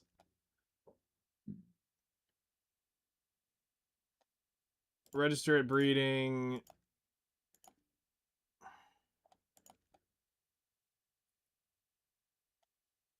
Register at breeding.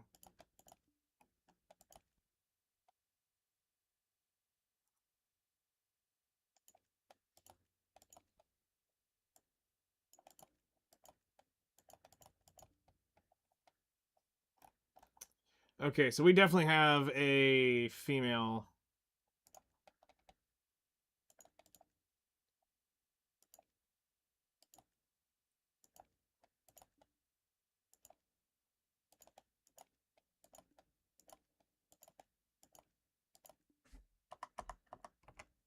Bias. I'm gonna go ahead and sell one female just outright.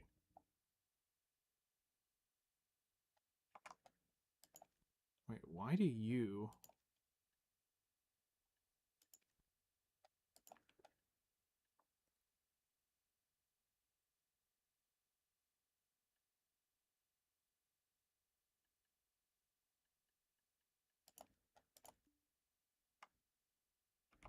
All right.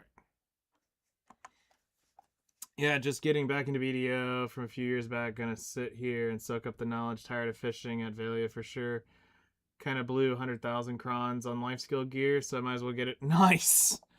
Okay, so the new spot that you're gonna want to learn about very quickly in fishing if you want to make the big money is going to be Hakoven Island. You will want to go out here with a level 49 alt and fish over here at night.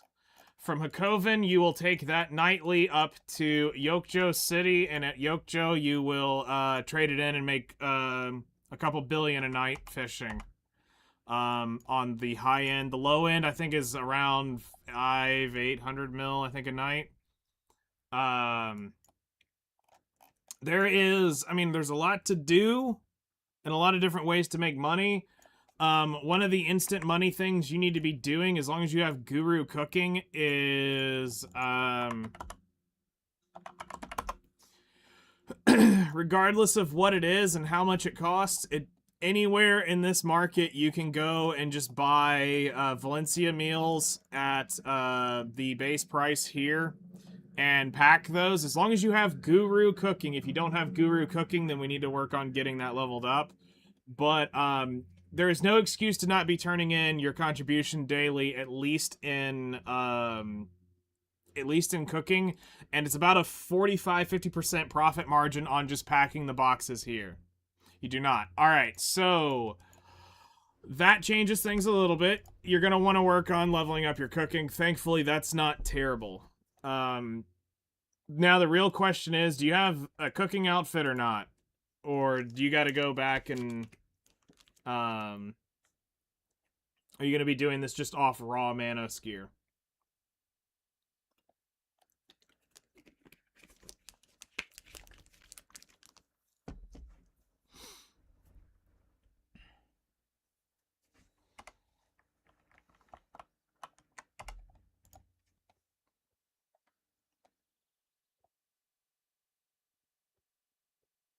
Where is she? There she is.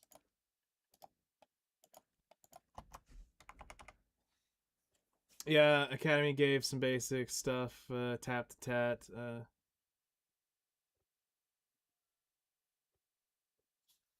Okay, but I'm talking about specifically the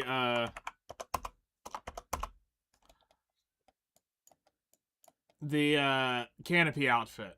This outfit right here. Do you have one of those on your account?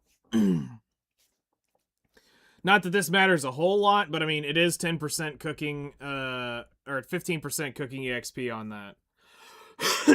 So, it is a help, regardless of what is being done. So, let's see here. It is 1, 2, 3, 4. Oh, you've got to be shitting me. I'm short 1 on the fern. Yep. I'm a little pay to win at bottom all. Okay. So you have those, which is good. I've got to wait till tonight to do this damn quest. Damn it. What's the thing I'm missing? Fruit of Nature. Well, that sucks ass. 90 fucking 9. Oh. And that's the weekly, so I gotta wait till tonight to do it. Alright, so I guess we'll tap that later. So You have that. What I would recommend doing, what actually is your cooking level? Like, once you've done with all the Olvi Academy stuff, what's your cooking level at?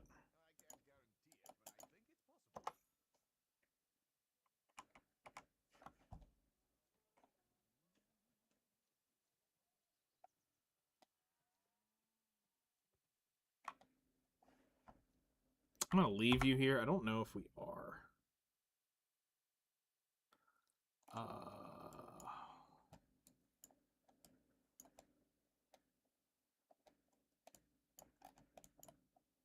Screw it. We'll run you up there just in case.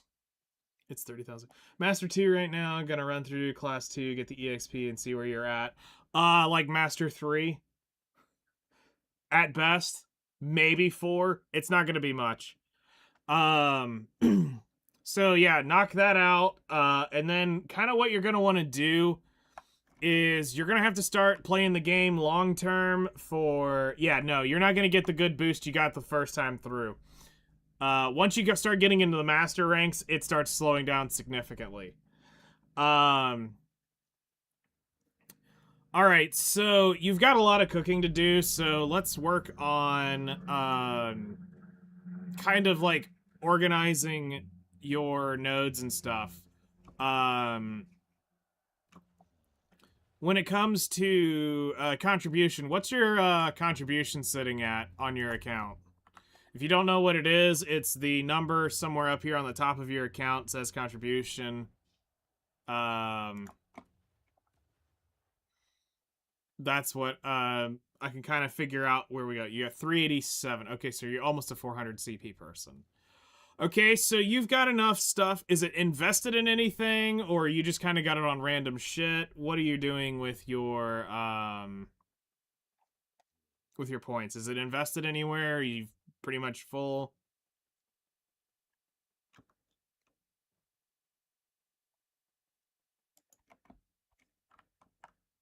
Oh shit, I'm gonna need a weapon.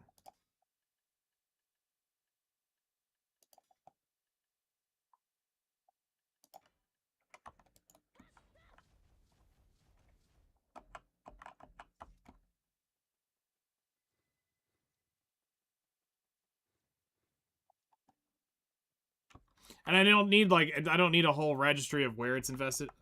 You've got 1 point to spare right now.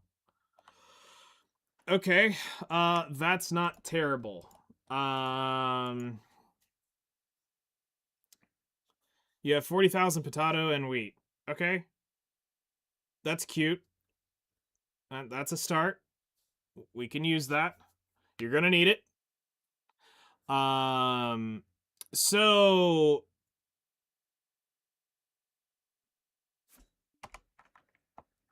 hold on, let me get my brain wrapped around what I need to do here. Switch over. Grab that. Alchemy.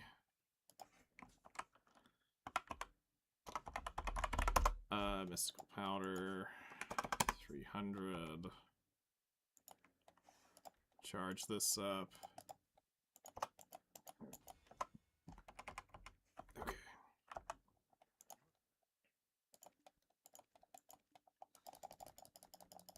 So I'll say this as a professional life skiller, once you know you've made it is when you have the donkey gear. This is a pain in the dick to get. And I don't recommend people honestly going out and chasing it without like a serious commitment, because this is like 2 months of fishing to get this shit. So let's see here. Khan's Heart, pop that on. We wanted to run this. Yeah, we're just doing junk, so we're gonna let it go. We're gonna take that off. Confirm. All right, so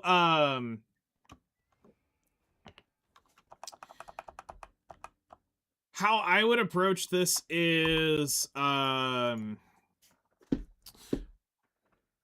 basically I'm going to give you the path to the Valencia meal, which is the best EXP in the game as far as like gaining contribution and gaining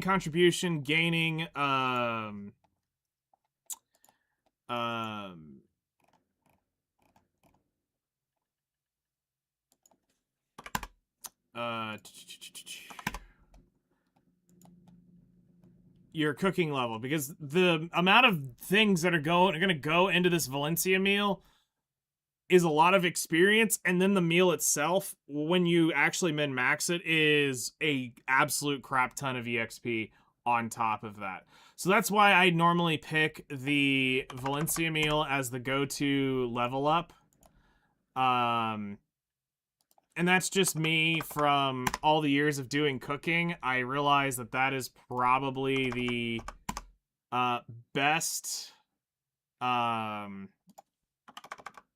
source of long-term cooking and contribution grind, because it is all moving the needle forward, which is ultimately to get you it's ultimately to get you to do Imperial Alchemy with your with what you're working. So it recycles the money so that it makes the investment better long term. So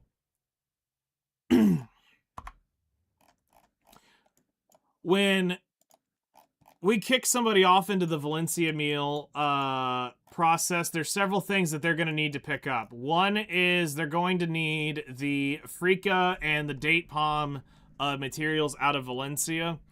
So there's going to be several things up over actually connected directly off of Valencia you're going to need to grab. So we'll start over here. And the good news is you can use this VOD at any point in time to come back to, so you don't have to take notes. Just note that 2 hours and 1 minute into the stream is roughly where you would want to come back for the timestamp of this explanation as many times as you want it. So Valencia City is where you're going to start. You will want to get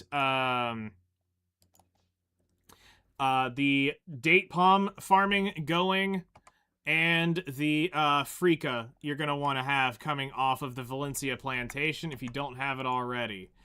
And those workers for that is going to be giants. So start working on collecting professional or artisan giants out there. The proper way to get a giant is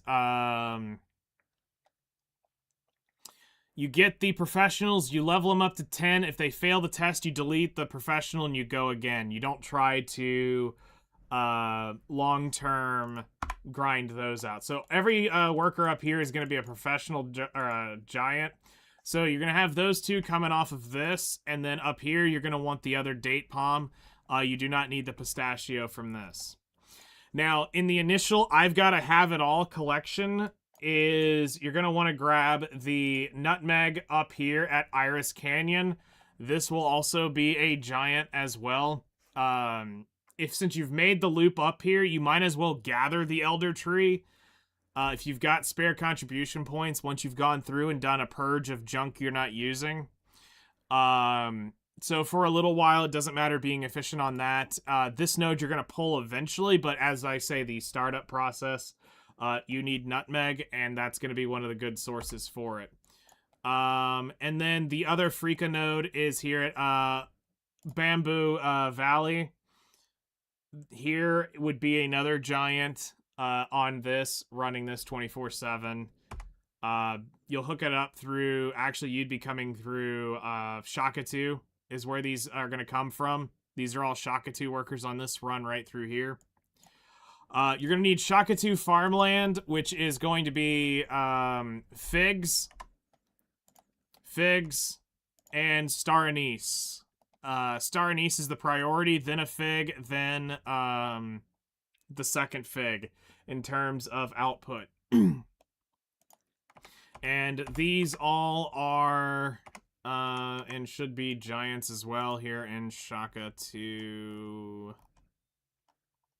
Where are y'all? Shakatu. Yeah, they're all giants. Actually, I've got the goblin on... What the hell is the goblin on? The goblin's on the bag of water. Okay.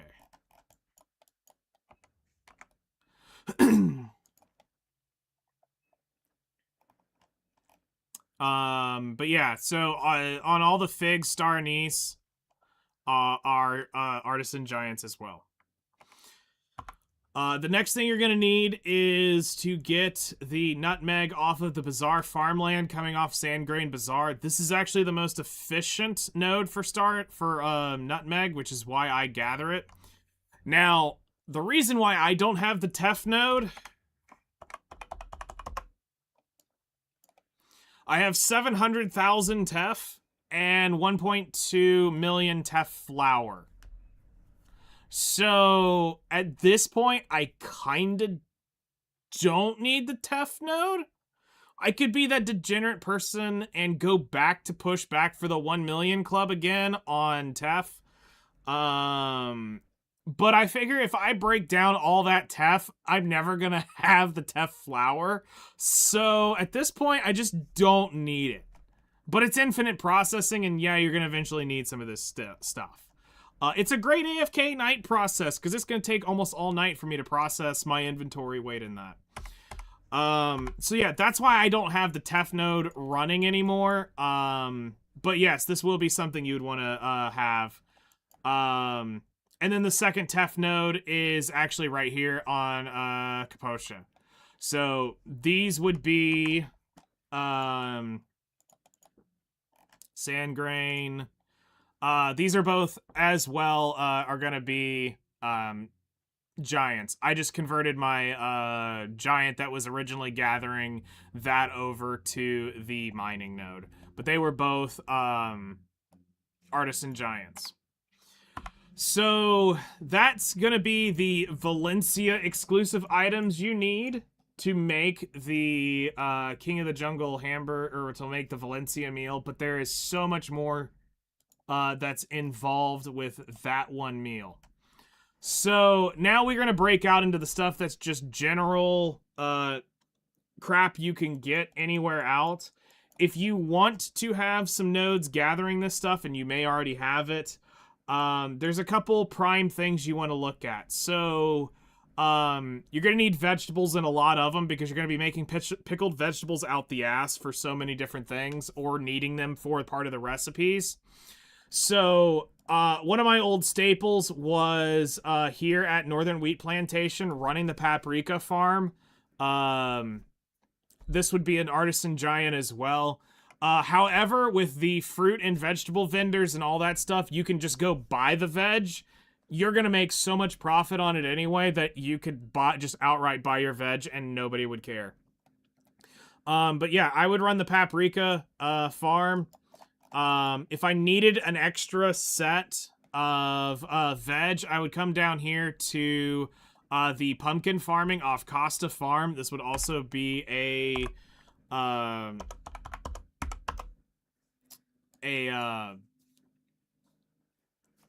if you have it, if you need it, alternate. I got 300,000 of it, so I ended up pulling off of it. Plus, again, the way I looked at it is, if I need it, I'll just buy it right from the vendor at this point until I burn that off. The next one that's going to be, again, if you want to spend the money on it, you can. It is starting to slowly cut into your profits a little bit, but starting to find fruit nodes like the grape node or the strawberry node here on, well, right below Voltara Mountain, here in Kamasilv, right here. This is a unique one because it also drops the high-quality strawberry, which is cool. It's a waste. You only need the normal strawberry. But you're going to need the fruit for making some of the dishes here.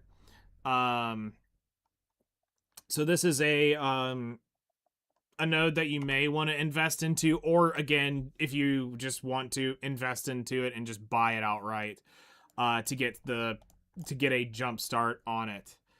So now we're gonna go into the next, like, the next deep part about this is the separation of how you want to think about your materials. So I'll give you an example, and I'll let you look at my Calpheon storage. So this is my cooking storage here. So the way I set my stuff up in the game is I have Calpheon. This was just because I had paid it and I bought it all out.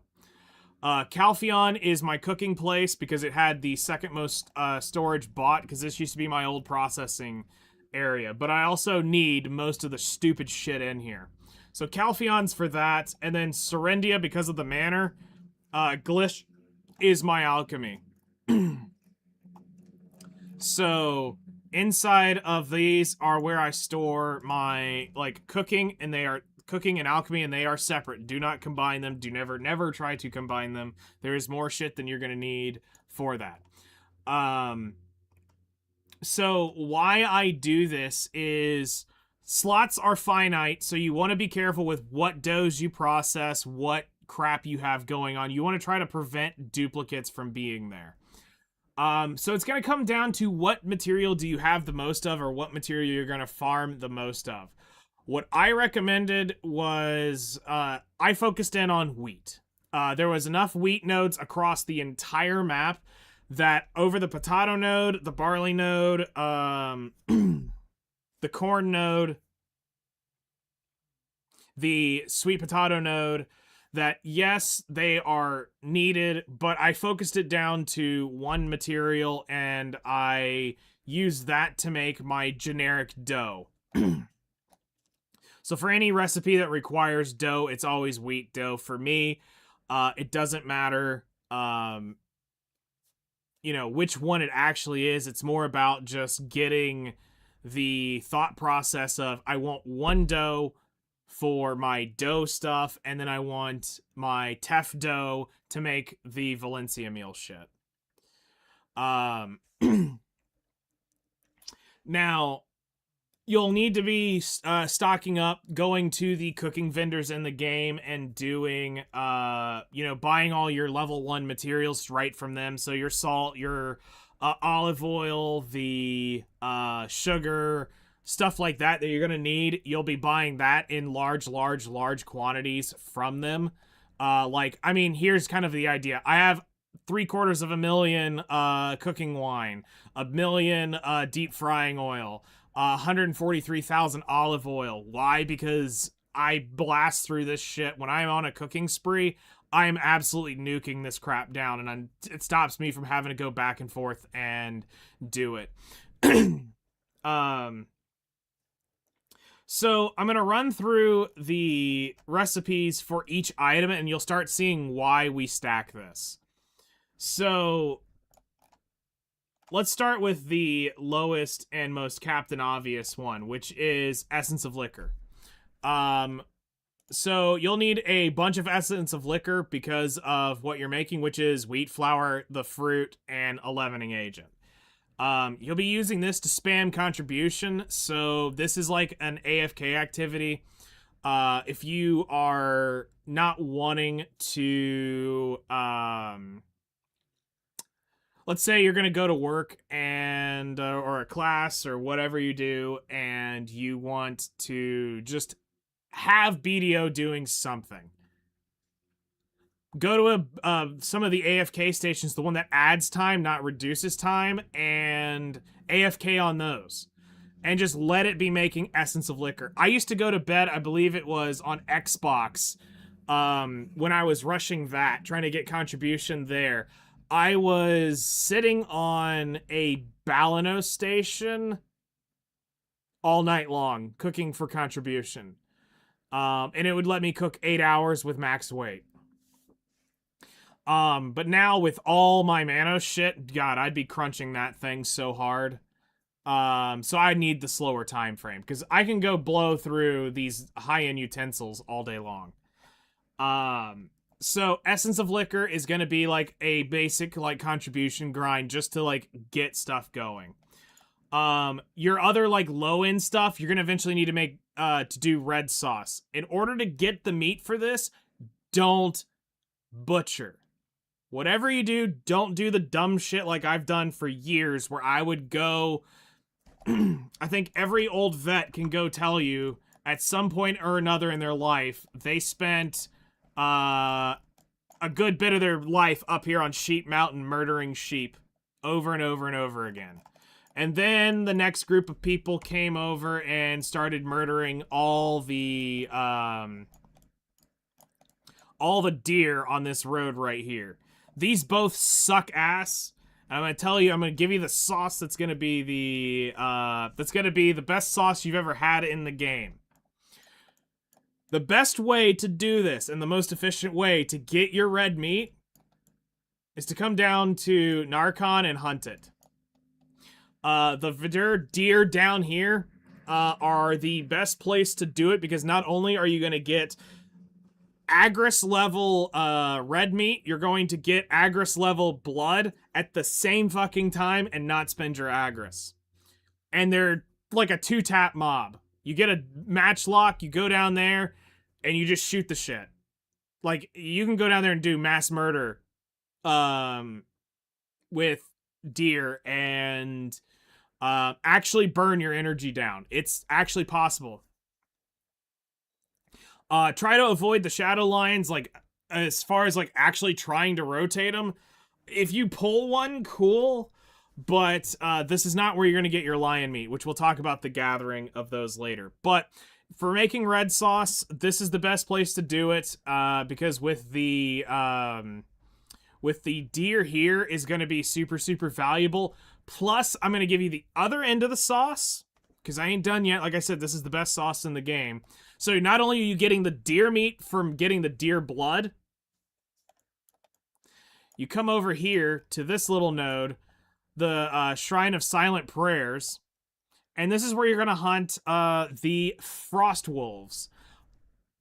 You're going to also get near Agris level wolf blood and Agris level wolf meat for hunting them. Now there's also bears here, so you'll get bear meat, but between these two, you should have all the red meat you ever need to make red sauce.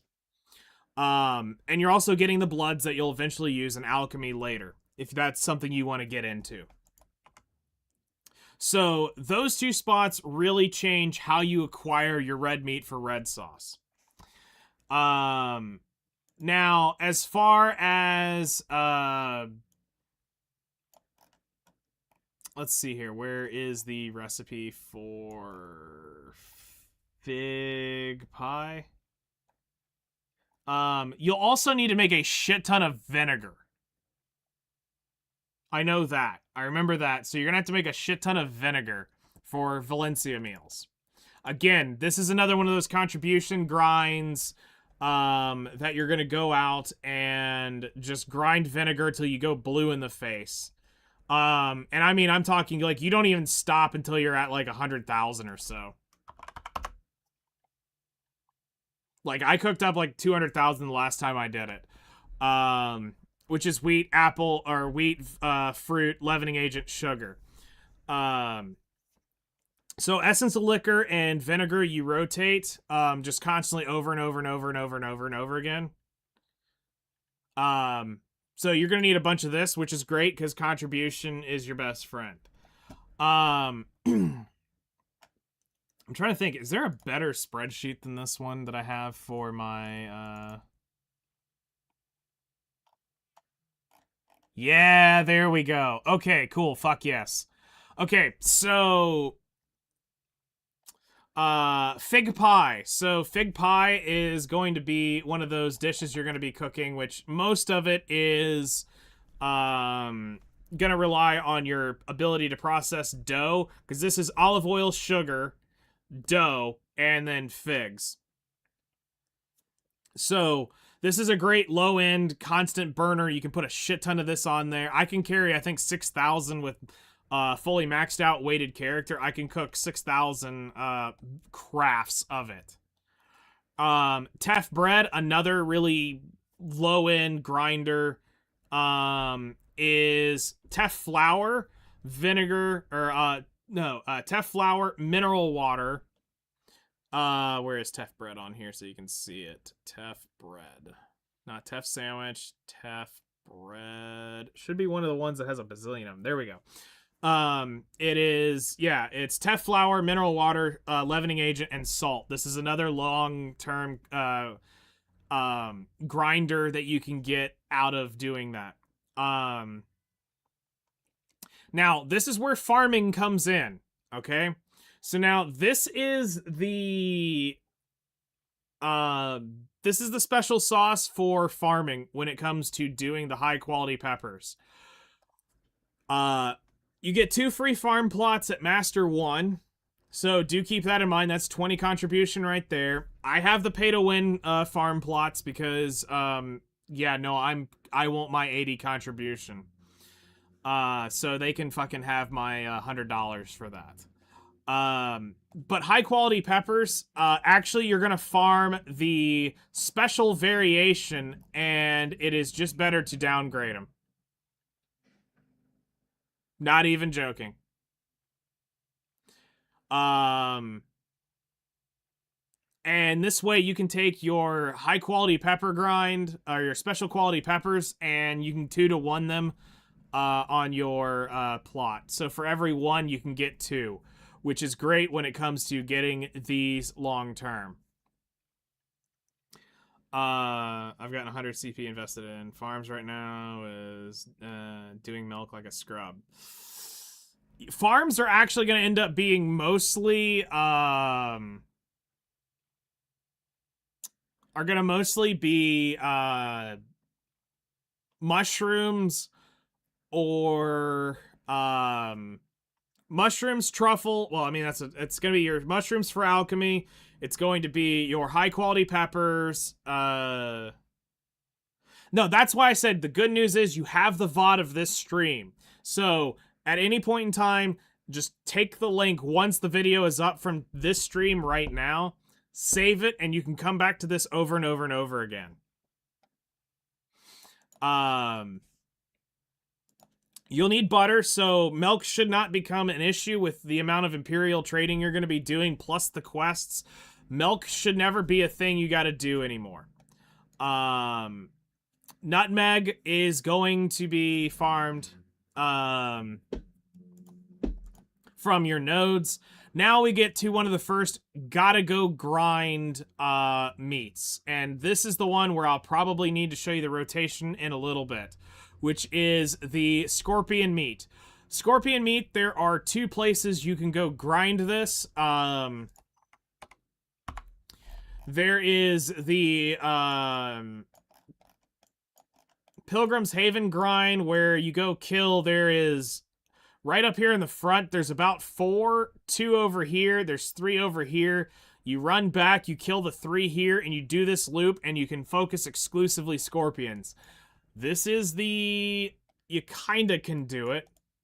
There is the kinda you could do version of coming over here to basilisks and running the road. There's a road rotation up through here where you can grind the snakes along Basilisk Den. However, I don't recommend either one of these because there is one better.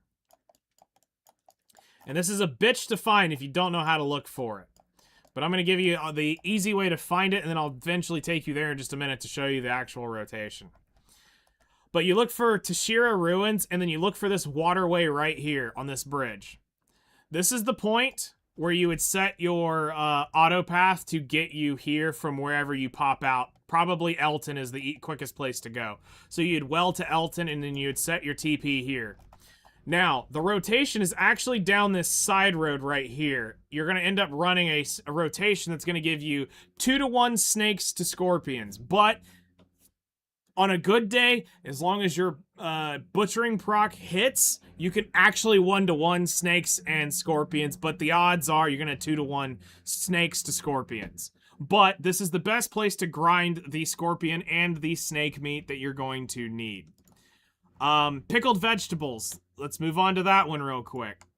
Pickled vegetables is sugar, leavening agent, vinegar, and I use special vegetables, or at this point, I used to use special vegetables. Now I don't give a shit, and I just go all out, and whatever I have, that's where we vendor them and get it from there. I was like really trying to min-max this stuff. It doesn't matter. Freeka snake stew, the star anise, the snake meat, mineral water, and freeka. So you're reliant upon, for this specific dish, you need the freeka from the node and the star anise from the node. Snake meat is personally up to you to go grind, and mineral water. You're going to have a shit ton of this stuff. So this will actually be like an actual quasi-decent EXP one. This is worth more than a lot of the lower end dishes, so you'll spam this one probably for contribution as well, because you're going to end up having so much snake meat that it doesn't really matter. As we go back to red sauce real quick, because I'm just scrolling up all the different recipes. Red sauce is the mineral water, sugar, your red meats from doing the hunting, and base sauce, which is bought from a vendor. Essence of liquor, everybody should know how to make that. It's fruit, leavening agent, flour. Now we get into the more complex dishes, because now they're going to require one of these level 1 crafts to do. So date palm wine is going to be another just spam to get done. AFK cooking, I just want to cook a shit ton of this stuff. You're going to need a lot of it to get it, which is the date palms, leavening agent, your essence of liquor, and sugar to make this. I cook 10,000 of these at a time on my character with my weight, so this probably is like 45 minutes of cooking as long as I'm hitting max procs. Fig pie is going to be the next, which we've already kind of talked about, which is figs, dough, sugar, and olive oil. You have now these dishes that we're about to talk about are going to be more of your EXP dishes. So this is the stuff you're kind of wanting to invest EXP buffs into, but we're not to the holy grail. We're going to be making a fuck ton of EXP. But at this point, now we're starting to get into, you probably want your energy burn on. You're probably making sure you are running a draught. You definitely are running a tent buff now. You've got your alchemy, well, you should have your alchemy stone on regardless. But now you're making sure you've got that. You're on your EXP crystals. I mean, you're starting to like lay into this EXP stuff, because now we're moving into EXP based foods. Couscous, which requires teff dough, vegetables, nutmeg, and the freaka snake stew. So nutmeg is the bottleneck of this dish. Your Imperial Golden Seals for cooking, I normally, and I mean, this is just me because of where I'm at, I go on milk at this point. If I'm like staying absolutely on top of it, and I don't really need milk, I'll probably pop Supreme Cooking Stations, just because I kind of like having those, but I'll talk to you about the cooking station in a minute and why I kind of back off of these. Most of it goes into milk for me at this point. So next up is one of the bigger king of the bigger EXPs, which is King of the Jungle Hamburg. This is probably the second highest EXP dish you're gonna cook, so this will be the last one you want to end up making. This requires lion meat, teff bread, which you'll have to cook, nutmeg, again, your bottleneck, and pickled vegetables. So let's talk about lion meat. Now, yes, the idea is you could come down here and you can hunt down at Narcon. You can hunt the fucking Shadow Lions. You're gonna go blue in the face trying to get the level of lion meat you're gonna want to be making Guru. So I highly recommend you don't, and you use your Agris, and you go over here, and we go gather lions. So the lion rotation is right here. So you take your well up to Valencia. If you got a dine, you come ride it out in the desert. Basically ping that shit right there, and then there is a triangular rotation of lions, where you're going to start in this like nook right here. There's a group of about 8 of them. You're going to run over here. There's a mountain ledge. There's about 4 of them up here. Then you're going to run out over here and kill all the ones that are up over here. Then you're going to run over here. There's about 5 or 6 over here. Another 5 over here. And you're going to loop this with an Agris buff with your Agris running. They're easy to kill. You can literally pop them very, very easily, and this is where I go for my lion meat, and I run this until I have a fuck ton of the Valencia lion meat. Now, the other dish that you're going to need to craft is the teff sandwich, which requires your red sauce. So again, more hunting in that. The teff bread. Now you're going to need your freeka snake stew and your grilled scorpions that you're going to have been cooked off. This I think is actually on the same EXP, if not slightly lower than King of the Jungle Hamburg. Which, by the way, King of the Jungle Hamburg is the bottleneck of the Valencia meal. Because due to the lion meat. But teff sandwiches are going to be another great EXP buff. This is where you're going to want a ton of time on this. So now, what does all this turn into? Here is the actual meal. So to make the Valencia meal, it is teff sandwiches, King of the Jungle Hamburg, and couscous, all 1-to-1. So you need one meal of each. Now, for the twos, you need 2 fig pie, 2 date palm wine, and 2 essence of liquor as well. So all your slots will be filled up when you're cooking this. This meal alone is 2400 EXP per meal craft. So one craft, we're talking one physical craft, not the batch craft. The batch craft is that times whatever your proc is. So one single meal cooked off is 2400 EXP. This is the one where we're talking perfumes of courage. You're popping every fucking buff under the sun. You're trying to slam your mastery as high as possible. Cake buff. We mean all stops out. If you're chasing the guru levels off of this, that's where you're going to be going for your for getting this as buffed up as possible for this. So this is the highest EXP dish I know of currently in the game that can be mass produced at a actual reasonable scale. So this is the point where you've got the pay to win Papu thing, everything. You're trying to get as much EXP on these crafts as possible. So that is the Valencia meal. Now, the best way to do this is,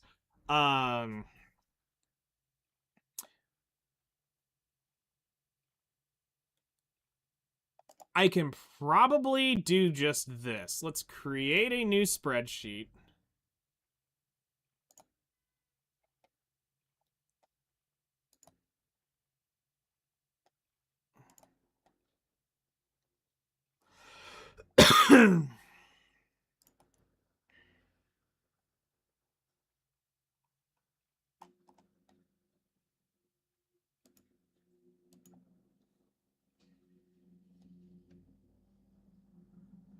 Where'd it go?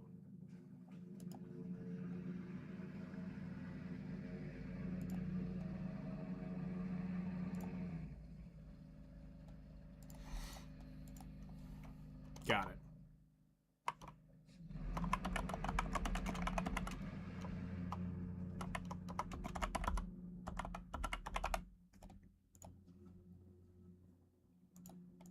So that you're not sitting here staring at it like a deer in the headlights, I'm just going to give you the spreadsheet that I made to do this. So here y'all go. Merry Christmas. So to edit this and set it up for your own character, take this link, copy it, save a copy in your Google Drive, and this will, you can now edit the values of some of these. Also, there's grilled bird meat down at the very bottom of this thing. I just put that there because 99% of the time I'm trying to cook off contribution stuff. The sacred spreadsheet hath been leaked. Yes. This is hardly the sacred spreadsheet. There's far more dangerous ones than this one. Like the alchemy one.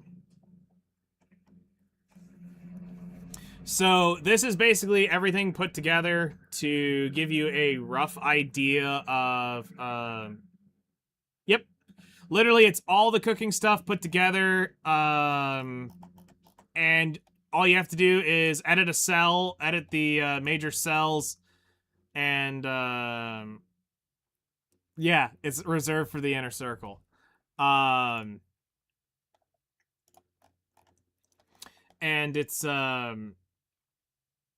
it's pretty easy to kind of go off of, I think. Hold on, does this change if I go 500?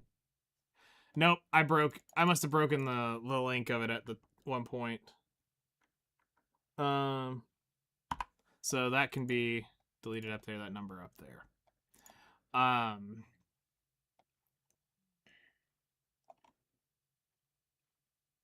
Yeah, this needs to be updated a little bit at some points. But the general idea, it's there. It kind of can get you going, shows you where's what. And it's helpful for figuring out your max crafts so that you don't have to sit there and think about it. All right, so I said I got some shit that I need to show y'all. So let's go to my lawn, and I'm going to show you the rotation for the scorpions, because this is actually kind of important if you want to not lose your damn sanity.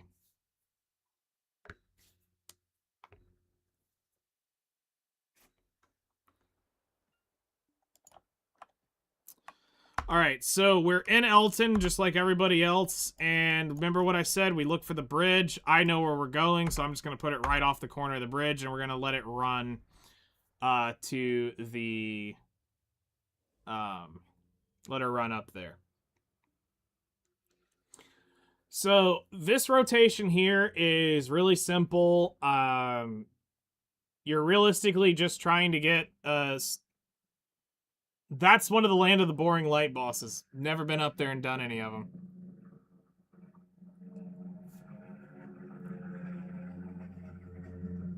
So I used to set a character out here just to farm this exclusively, but I end up running my main down here more often than not, so because I normally, during gathering events, I'm coming down here and popping draughts on my main to gather the snakes and scorpions here. I should go ahead and turn you on to a little extra sauce too, is if you come down here to ecology and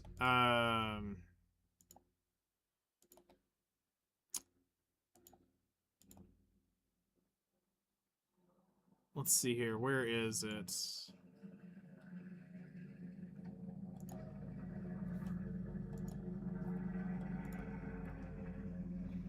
So if you take the stone cobra and you track it, and the rock scorpion and you track it, what this allows you to do, you'll let me actually hide my goals for a moment.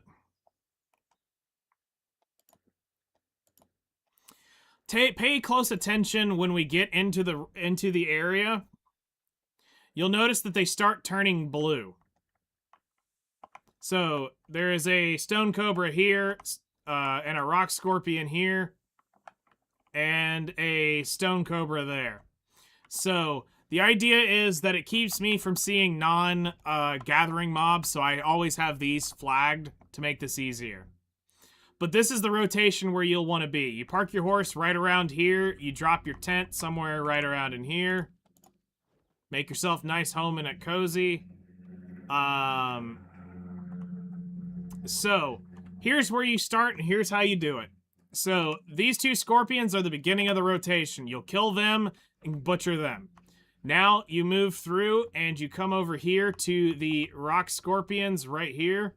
Or the stone cobras. You kill both of these and gather them. Now you move around the rock and you come back here to this stone cobra first.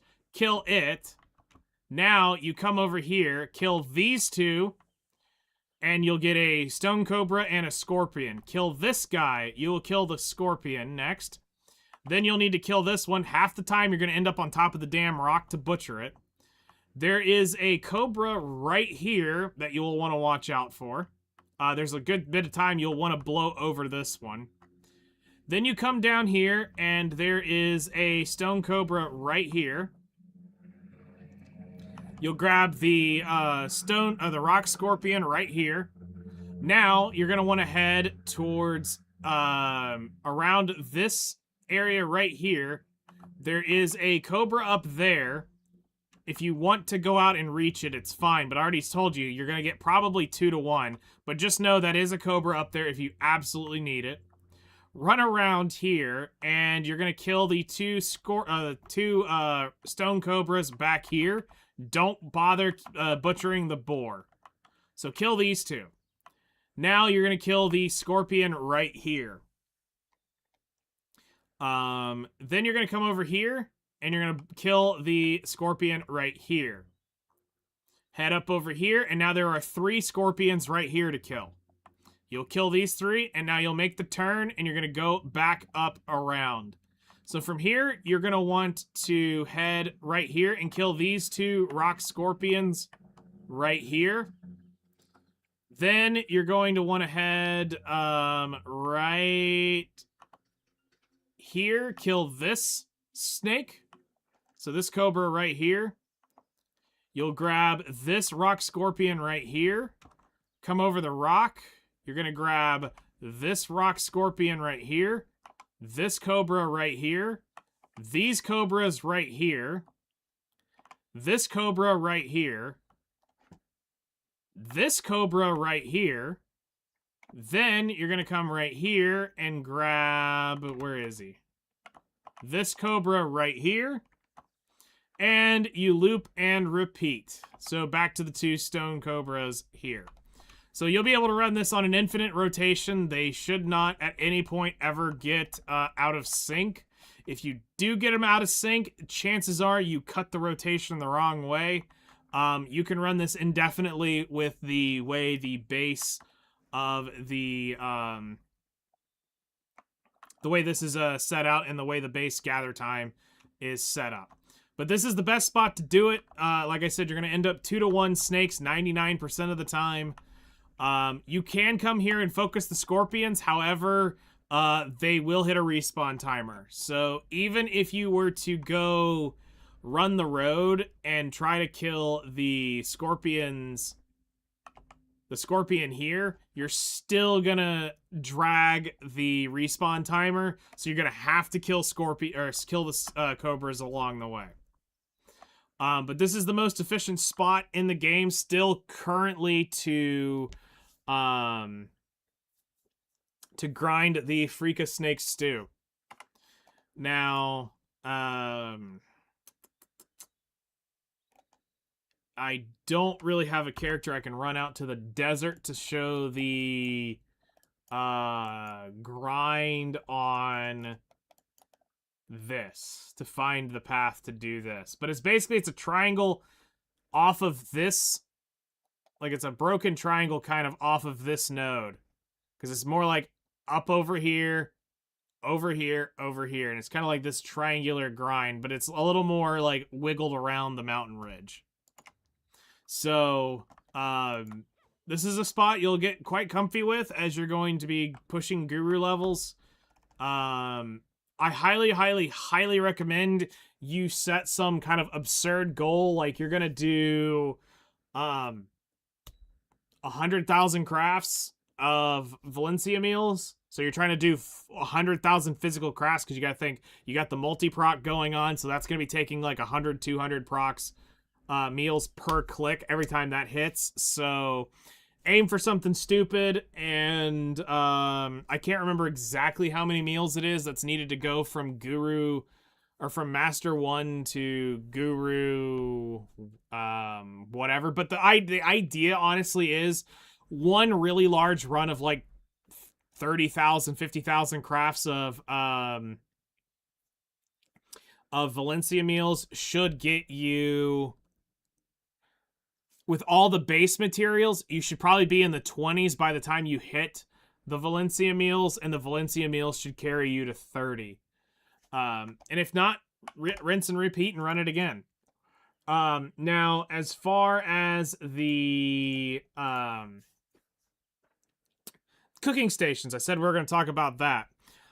There is a philosophy of use here that you're going to really want to know, and it kind of sucks, but you're just going to have to deal with it. So ultimately you cannot like live on Supreme Alchemy stations. I'm Guru 26. How long do you think it would take me to get Guru 50? Honestly, that's probably like 600,000 Valencia meals.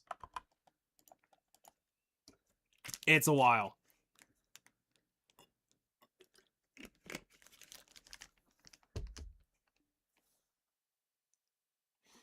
I mean, we're talking like full retard buffs too. Like, you gotta realize, from Guru like 40 to 50 is absolutely ass. It's doable, but it's absolute ass. So, I would recommend, you know, set in for a long winter's nap and, well, in this case, like, look at my cooking skill. I'm at Guru 48.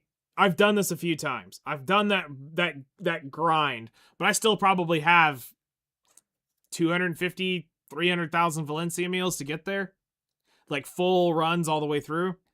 And you can only turn in half of your contribution. So eventually you're going to have a shit ton of this stuff. You'll have like 100, 200 days of contribution. But cooking is the easiest Guru level to get in terms of just set it and forget it. All right, so let's talk about the cooking station. So, cooking stations, you're going to end up making, not in Glish, but you're going to make actually up here at Nopse, Bayot County. You're going to need morning light Nopse 4 is going to be the one workshop you're going to need up here. And you're going to need the level 2 tool workbench. Now, it doesn't have the exact same durability, but this is where you're going to end up making most of your stations. Now, I personally prioritize alchemy stations over cooking stations because with the mass procs, the cool thing about it is one durability tick on a cooking station can be 100 crafts or whatever the max proc is.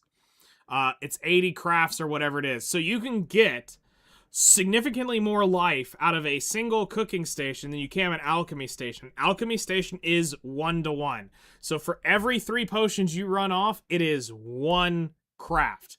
Cooking is so much more so that you can get the durability much longer off of these. So just keep that in mind. But you'll need polished stone, standardized timber squares, iron ingots, and fire horns. So, polished stone, where are we going to get that? Standardized timber squares, where are we going to get that? Iron ingots, gather it from nodes and process it. Fire horn, hunting. All right, so let's talk about these and where you're going to get them from. Because it's probably not what you're thinking. So, we're going to look at this from a multi-layered min-maxing standpoint. So let's talk about the polished stone. All right? I think we all know the answer is Pilgrim Haven, right? No. Yes, but no.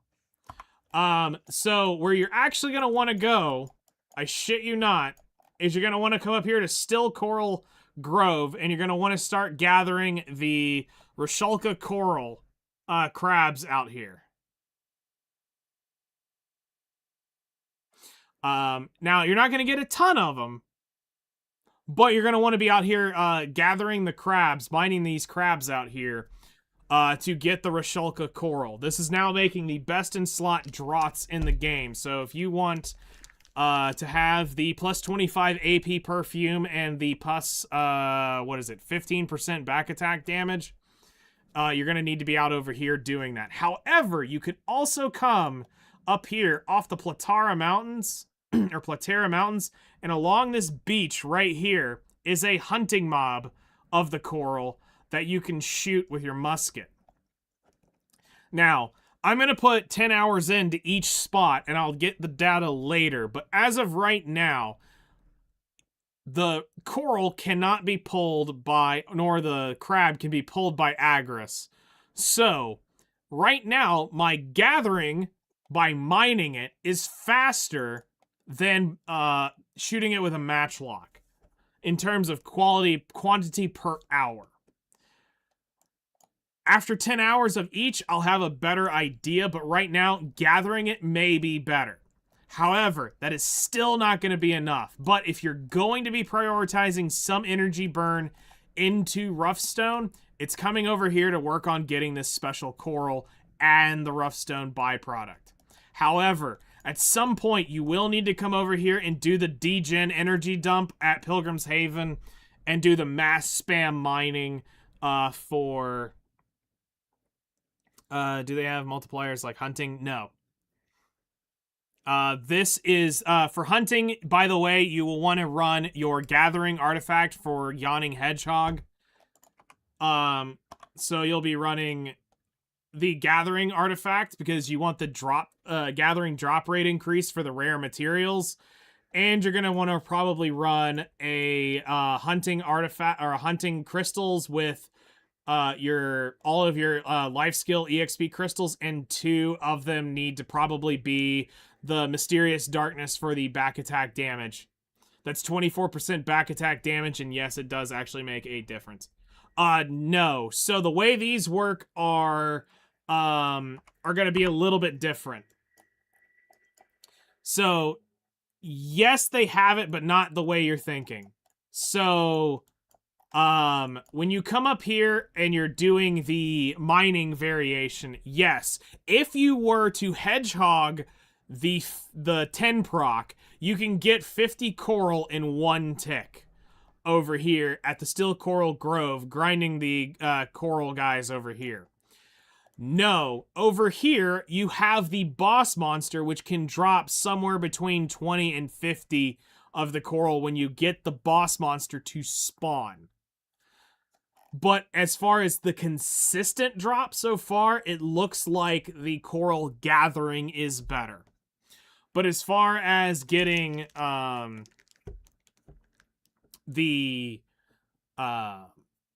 like actually getting boosted drops often, no, you're not gonna get, you can't do the hunting trick off of that, or the gathering trick off of the hunting. And then now when it comes to standardized timber, yes, most people think you're just gonna go out and smack trees. Wrong. If you're gonna do this, you're gonna do this in one of 2 places, and specifically prioritize this. You're gonna want to come to Elton. And then you are going to want to come out of where the storage is, and you're going to want to run the line of the trees out over here, and you're going to want to gather the Snowfield Cedar Timber exclusively. Do not waste a single hit on pine out here, and exclusively gather the Snowfield Cedar Timber. Now, I would say, yes, there's a few cedar nodes, a few cedar trees out here that would be okay to hit. But you got to be doing Calpheon crates in order for that to justify, because you still have a slight deficit in gathering for the Calpheon Timber crate. So why is this important to gather specifically the Snowfield Cedar Timber? One of 2 reasons. One, you're going to probably sell it to me if you're not going to do trade crates. And you can do it in a couple different ways. You can sell the timber or you can sell the plywood. Both kind of mathematically come out to about the same thing. Or you save it and you are going to eventually store it over here in Valencia for your to make the, which one is it? The Snowfield Cedar Timber Crate, which is Snowfield Cedar Plywood and Thuja Plywood for your trade crates. But that's why you exclusively go down there and do it. Why I said the number 2 kind of okay version to go do is up here along the Caffres Road up in here. Is a bunch of Caffres trees. This is slightly less. But the only place you can craft that crate is here to make the Adanya Timber Crate. If I was going to have my preference, I'd rather have the Snowfield Cedar Timber. For me personally. So that's where you're going to get your standardized timber square, aka your logs are going to come from most likely down here in Elton, gathering the Snowfield Cedar down here along this ridge in here. You come out, and you're going to get to this like little corner. You're going to come over here, grab these, go through the wandering around the road. You're gonna gather them over through here. You're gonna come out across the bridge. You're gonna gather these, run down the road, come up into this cove. You're gonna grab about 3 or 4. You're gonna come back, gather a few over here, and then it's gonna take you over here. You're gonna gather a few, come back across the bridge, gather the ones up along this side, run around, and you're gonna keep this loop running on the channel. If you have to, you channel hop to one on the guild, but you shouldn't have to because they should have fixed all the spawn ratios of that. So that is kind of like the crash course into getting Guru. It is a long process. It's something that'll probably take the average startup of over a month to do. Going from 0 to hero. But that is Guru Cooking 101.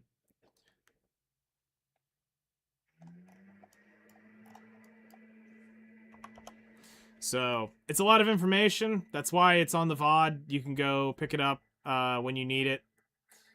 And, yeah, that's pretty much it.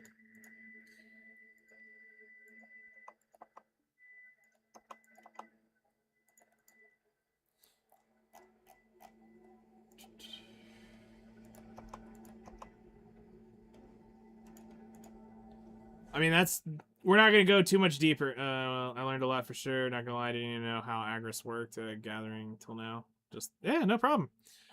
There are certain things that Agris will work on and certain things that Agris won't work on. Now, here's kind of what I'll give you my rules of Agris so that you can kind of see how I approach it, and now you can kind of take it as you see fit.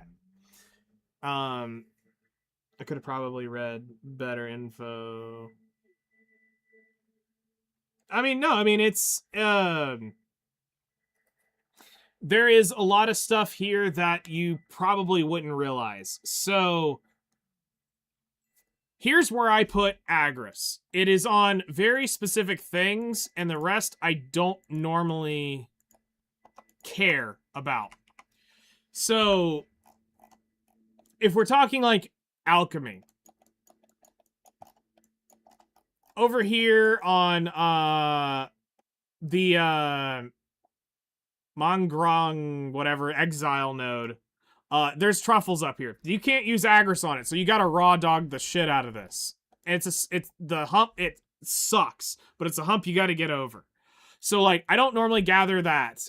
What I do gather with Agris is saps and specific ones. So, when I'm doing ash sap and I'm over here in Wolf Hills, sucking trees down, I use that because you need, like, some astronomical amount of ash sap. So, I will Agris the shit out of that. When I'm coming down here to do, Snowfield Cedar, I want to get my maximum, draw out of the trees that are down here. So, I will Agris those. Because cedar is one of the higher used saps, I will also do that. Cedar is gathered right here. But I'm also here for the Thuja sap trees, which is more why I have the Agris on, is so that it prevents me from having to go up to the fucking Land of the Boring Light to go do an exclusive Thuja only grind. Now the best part about this is this has got Thuja, cedar, and pine here, so I can really get a good grind out of this. So this is like high value Agris for me, is down in here.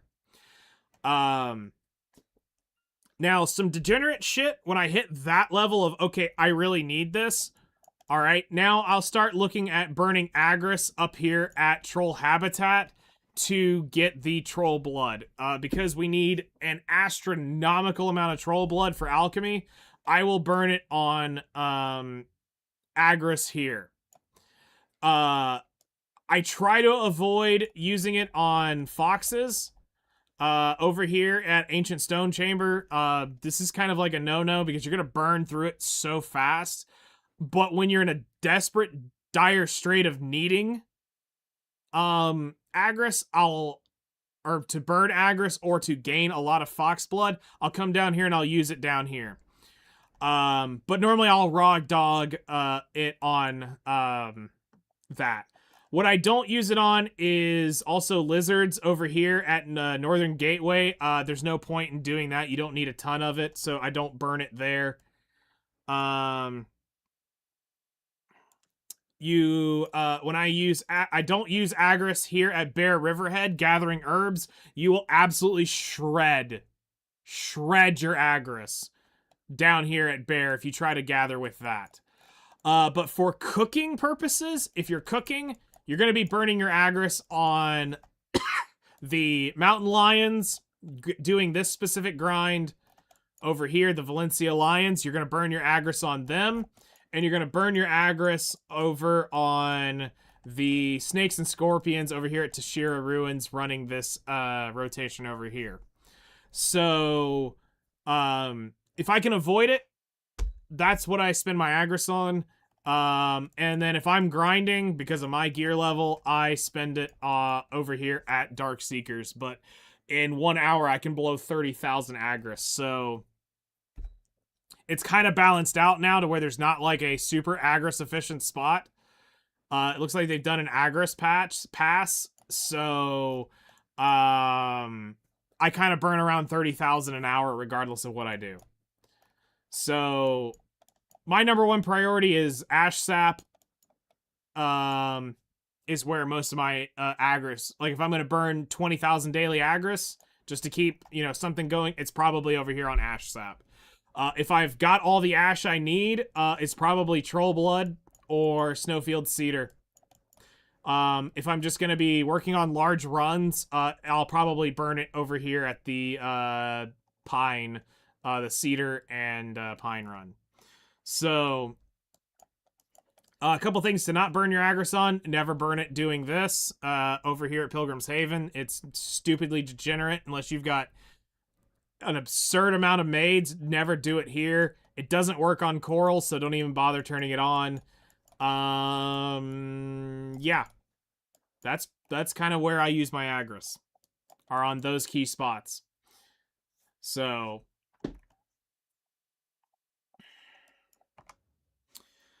like I said, I roughly make $6 bill an hour doing alchemy. So, but you got to think about all the money I've spent in the game, how efficient my contribution is compared to the average Joe. This contribution is not what, Got it. Yeah, I need to do the quest to get the 100,000 Agris. Yes, you definitely want to do that. Ooh, yeah, you're going to want to fix that ASAP, because you get basically 5 cracks at 20,000, which is huge. But my contribution has been min-maxed to the dollar, so I've got every contribution investment I can possibly get, which does mean the premium chest, which is like right here, the pay-to-win fences. I've bought all the lodging for most every worker thing. I paid for storages to min-max so that I don't have as much storage. But everything kind of ties together so that what I do min-maxes everything else. So that when I'm out hunting for bloods, I'm getting meat for red sauce. When I'm, I've got it where it's basically my Imperial cooking is kind of min-maxed off of my Imperial alchemy, off my alchemy, which is min-maxed off my hunting, which is min-maxed off of my gathering, so that I'm not wasting resources in the wrong spots gathering random shit just because it is part of it. So just because the bear blood works, or because the elephant blood works, doesn't mean we're going to go gather with it. Just like, for instance, for you and your fishing, like I said, if you're going to AFK fish, probably come here to Hakoven, and you're going to be chasing one of the orange fish that drop here. And you should have a 2 billion silver night if you get 1 or 2 of those things. And you'll come up here to Yoke Joe every night and trade it. Because you well in right back here, you just come across to the trade manager. But you will want a level 49 alt, or go do it on a seasonal server. One of the two. Either one works. Just note that you cannot be tagged and trade fish. So do not have a tagged character if you're going to fish. You can collect the fish, but you cannot sell the fish. You made a 49 Corsair. I like the way you think. Depending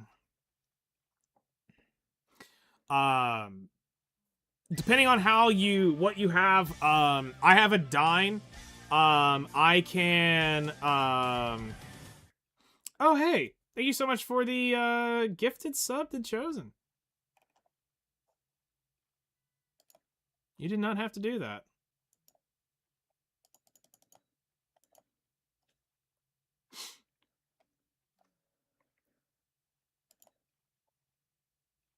Thankfully, the YouTube VOD shouldn't have ads. I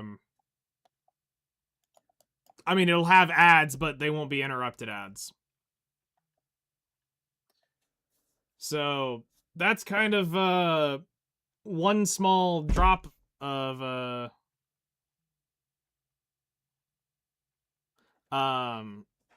that's kind of one small drop of nugget information that I can give. It is a lot of information, but it's the base needs of what you're gonna do. Now, I'm gonna throw this out here just because depending on how, depending on how life skiller you want to go, if you want to go that sweat, I'll give you the sauce, and it's whatever you do with it. Welcome to Papu Island. Talk about a bitch of a thing to do. So, if you want to chase the donkey gear, and you want that 10% renewable life buff every hour,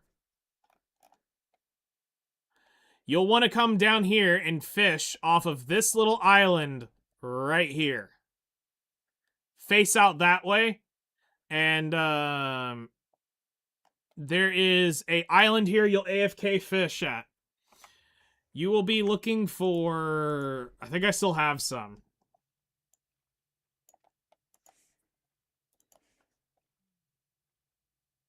Somewhere.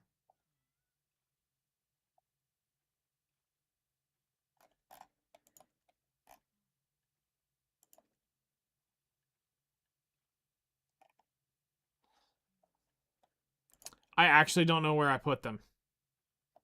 Anyway, there is a two items you're gonna get. One is a, unless I'm overlooking it, you're gonna get these, which is fine. That's for making boats. You'll get maybe one or two of these a night. I don't remember the name of it. That's the issue. Or I would control F it. I'm trying to think where I would have stashed it. Because that's going to do me more good than... Oh, here they are. The Rainbow Fishbone coin and the Rainbow Petal coin. You need, I think it's like 1,800 of each of these. Or something like that to trade in enough of the... currencies to get the things you're going to need to make the donkey gear, which are these iridescent pebbles, which is over here at Stonetail.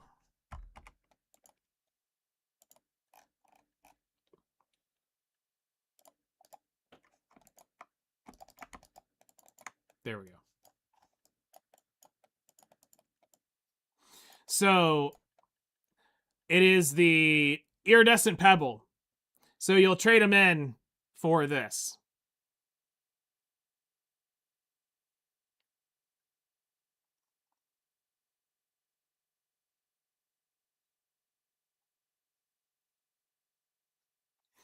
And it takes an absolute fuck ton to do this. But when it's all said and done, you'll have a 10% life EXP buff you can pop every, well, technically every 5 minutes, but it's an hour-long buff.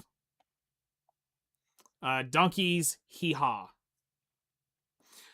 So it makes piss for money, but it is the grind because I'm going to be real.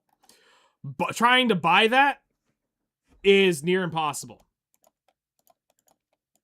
Because no one's dumb enough to go sell this shit.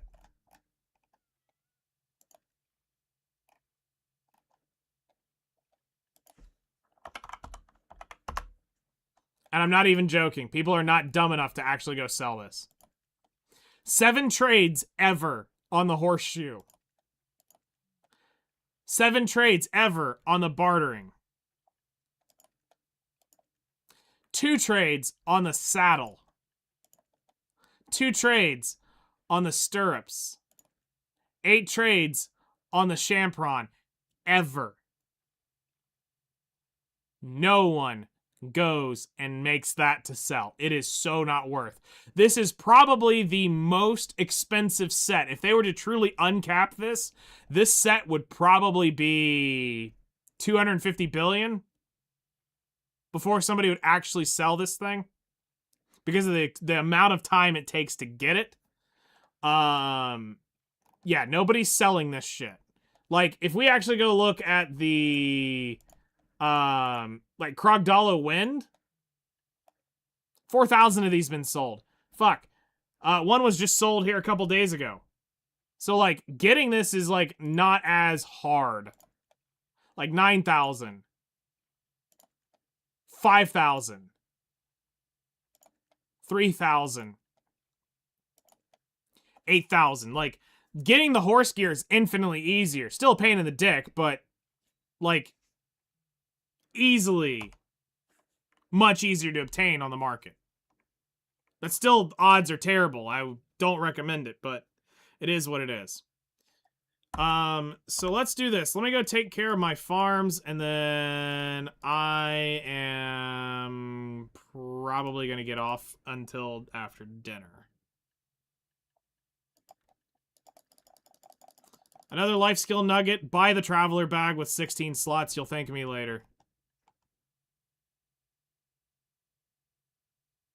Oh, they do occasionally. It's just not the full set. They've given out some of the Krogdalo, shit before.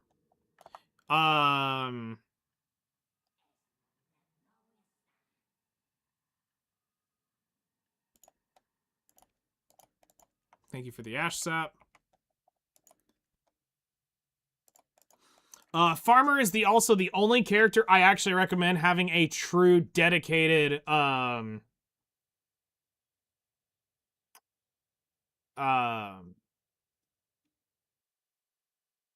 character for. Just because of how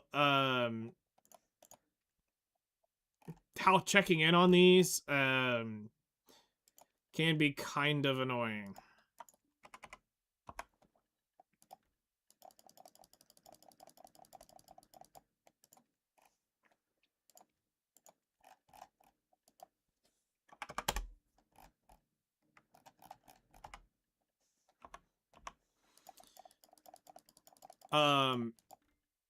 Whoops.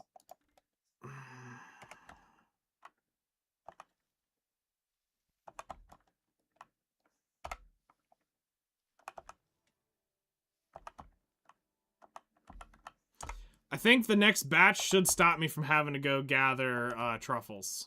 So I don't have to go do the truffle run. I mean, not that it would be long. I don't need many, but I think the next one. I bought all the XP sets on my main, so I'm struggling to use alts to make. Mistakes were made. The only thing is I don't mind having that on 2 people, but the only outfit you need a second one, like on an alt, is the Agris farm clothes. That's it. It actually stops me from when I'm out and about, because my alt doesn't have, or my main doesn't have the Agris clothes. I don't take care of my crops when I'm by it. But because I keep her specifically buffed up on things that, like, I keep her on fresh whale meat salad because, mastery doesn't do shit here. And, so I use just raw EXPs, here. 2 giant moles. Motherfuck. Son of a bitch. Maewa issues. Megu's your farmer. I swear to God, I made the mistake of fucking picking, her, but damn it. Fucking Pitapat.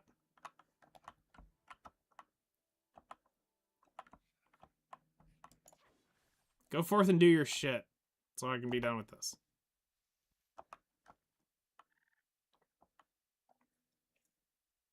Megu is your everything? Nice. I mean, I'm normally a pretty good advocate for try to do everything on one character, but farming is the only one that I say has the advantage, because if I'm in Grana processing, I don't want to have to well my ass all the way over here just to gather this shit, just to go back. So I'm spending 10 mil round trip just to come check on my crops. No. Plant one right here and never come back and do it. Which, by the way, if you want the pattern, this is how you do it.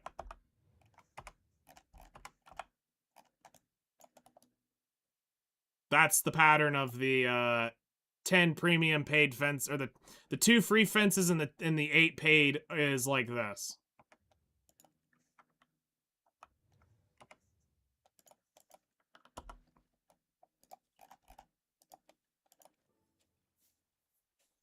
So, and you can get it literally butted up right up against Valia.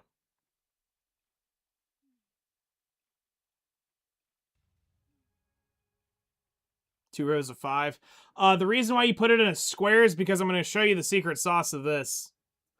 You can actually charge this with 2 clicks, I believe. You should be able to charge up your fence with just 2 clicks of fertilizer.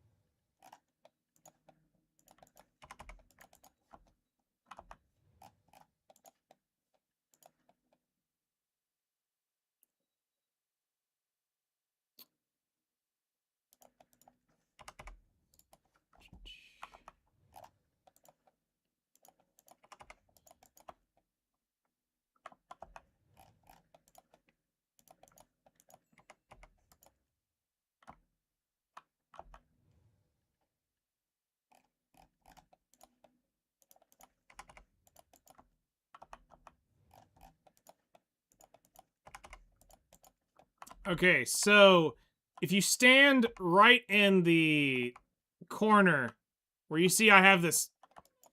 Fuck off, B.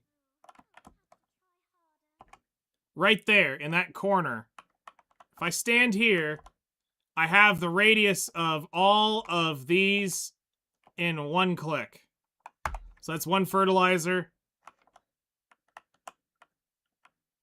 And now, right here in the 2nd fertilizer. And I now have done that in 2 fertilizations, and I didn't sit here and have to use like 3 or 4 different fertilizers to fertilize all of the, Yep, they're all done. So that's why the grid like this makes more sense, because if you get it right in the, these 2 corners, you have the ability to use 2 fertilizers per growing session.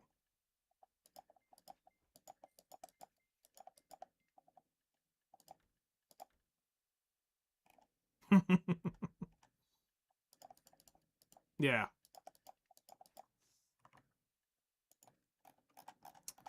All right.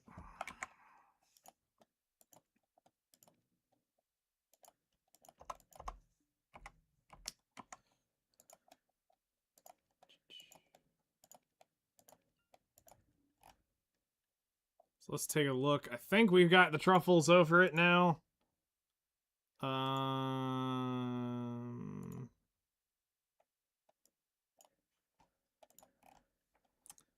Let's see here. 17, 358.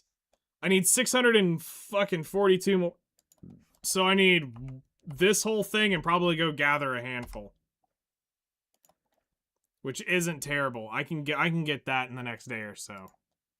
That's doable. So all right, well, there you go. Another small micro lesson from farming.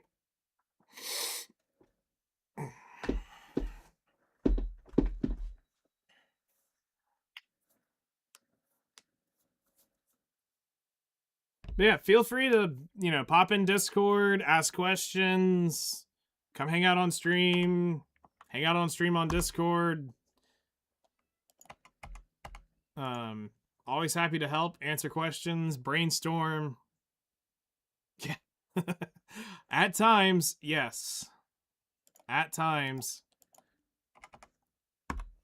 I will teach you things that Olvia Academy never could.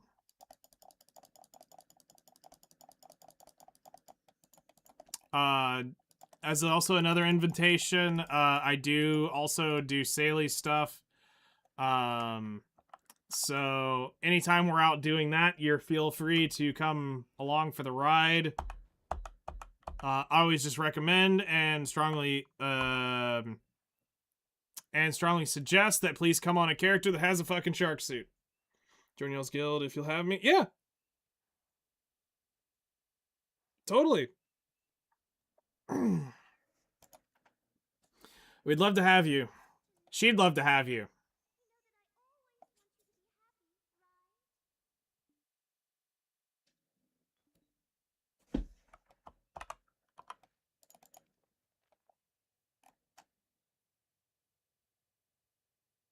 Yeah.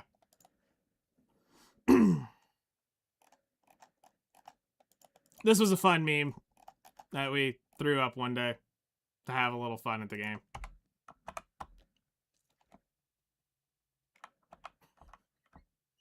I was like, how can I get a good laugh out of people? This ought to be fun.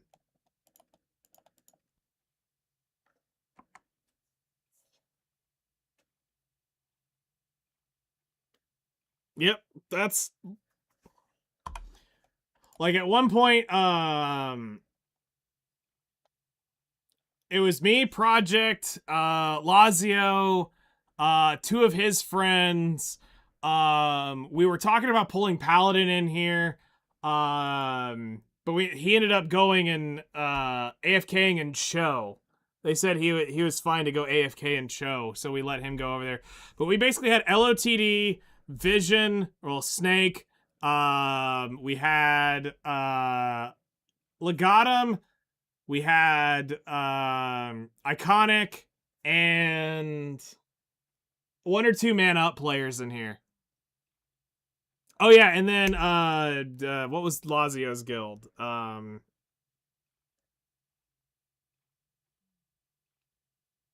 don't think Zeth wants to come to a retirement home. I'm gonna be real. I think Zeth is probably gonna be sitting fat and happy in whichever one of these is Zeth's in now. He's gonna be taking the big fat ass payout from here. That's what Zeth's doing. I don't even want to know what these fuckers are getting on their taxes. I don't even want to know.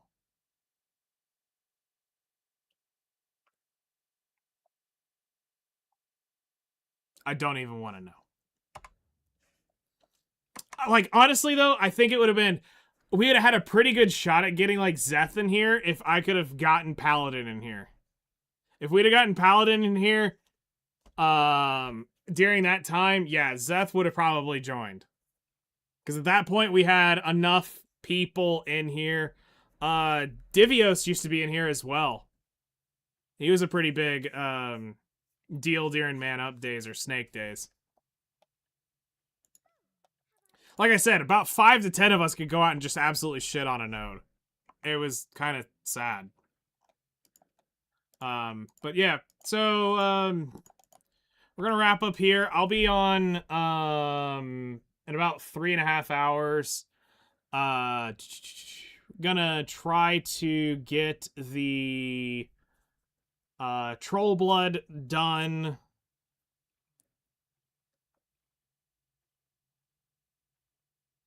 Dark Crusade, he quit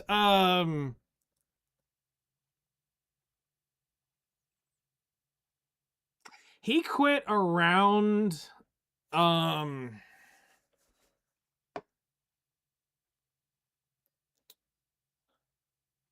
around the time of Mistake's release is when Dark Crusade kind of fell off the bandwagon. It's also around the time, it was a little bit before Big and Shiny kind of went away. Because I know Big and Shiny was still here.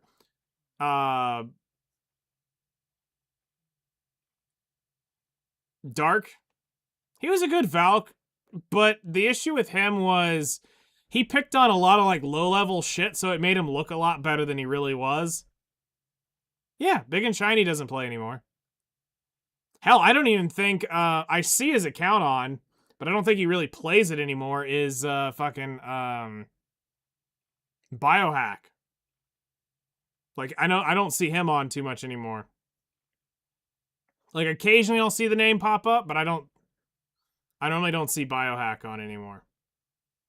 I don't think Masilas still plays. I don't think Vert still plays. Moreland definitely gave it up a long time ago. Yeah, all the actual OGs are gone.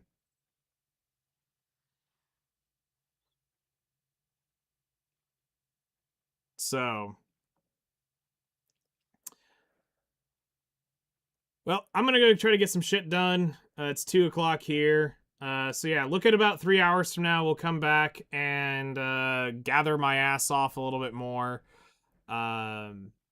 Chosen, like I said, exclamation point Discord on Twitch chat will get you the, and it also works, I believe, on YouTube. We'll get you the Discord link invite. You will need to go through the rolling process, which is basically just accept the rules, roll a sign, and pick the Black Desert. Has its own exclusive channel that you can look at. The bot might be dead.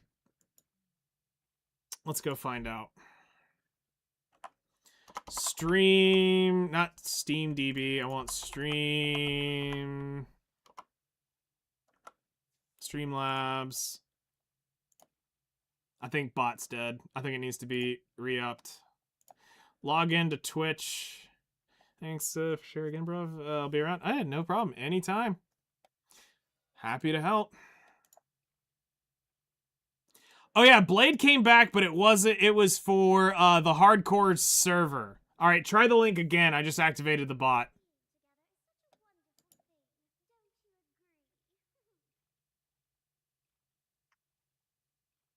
Blade came back for that hardcore server thing. That was it. But they had he had a timer. When that timer ran out, he would not come back to Black Desert.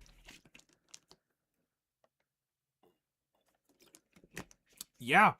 I remember King of All Sands. I remember giving him the absolute get fucked on one of my characters. Those were good days.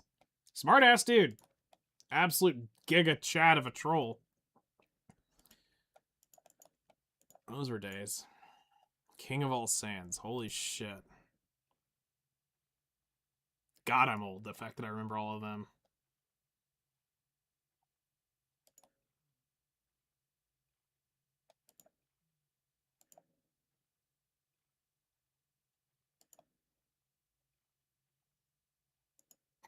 You? I don't remember you.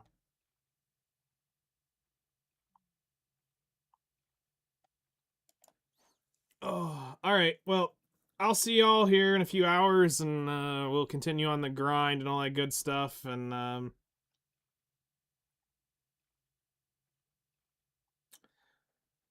tonight we'll get our Doom tap in at reset. We'll get our 6 ferns from that, and we'll go see what happens on the Doom. So y'all take care, and I'll see y'all later.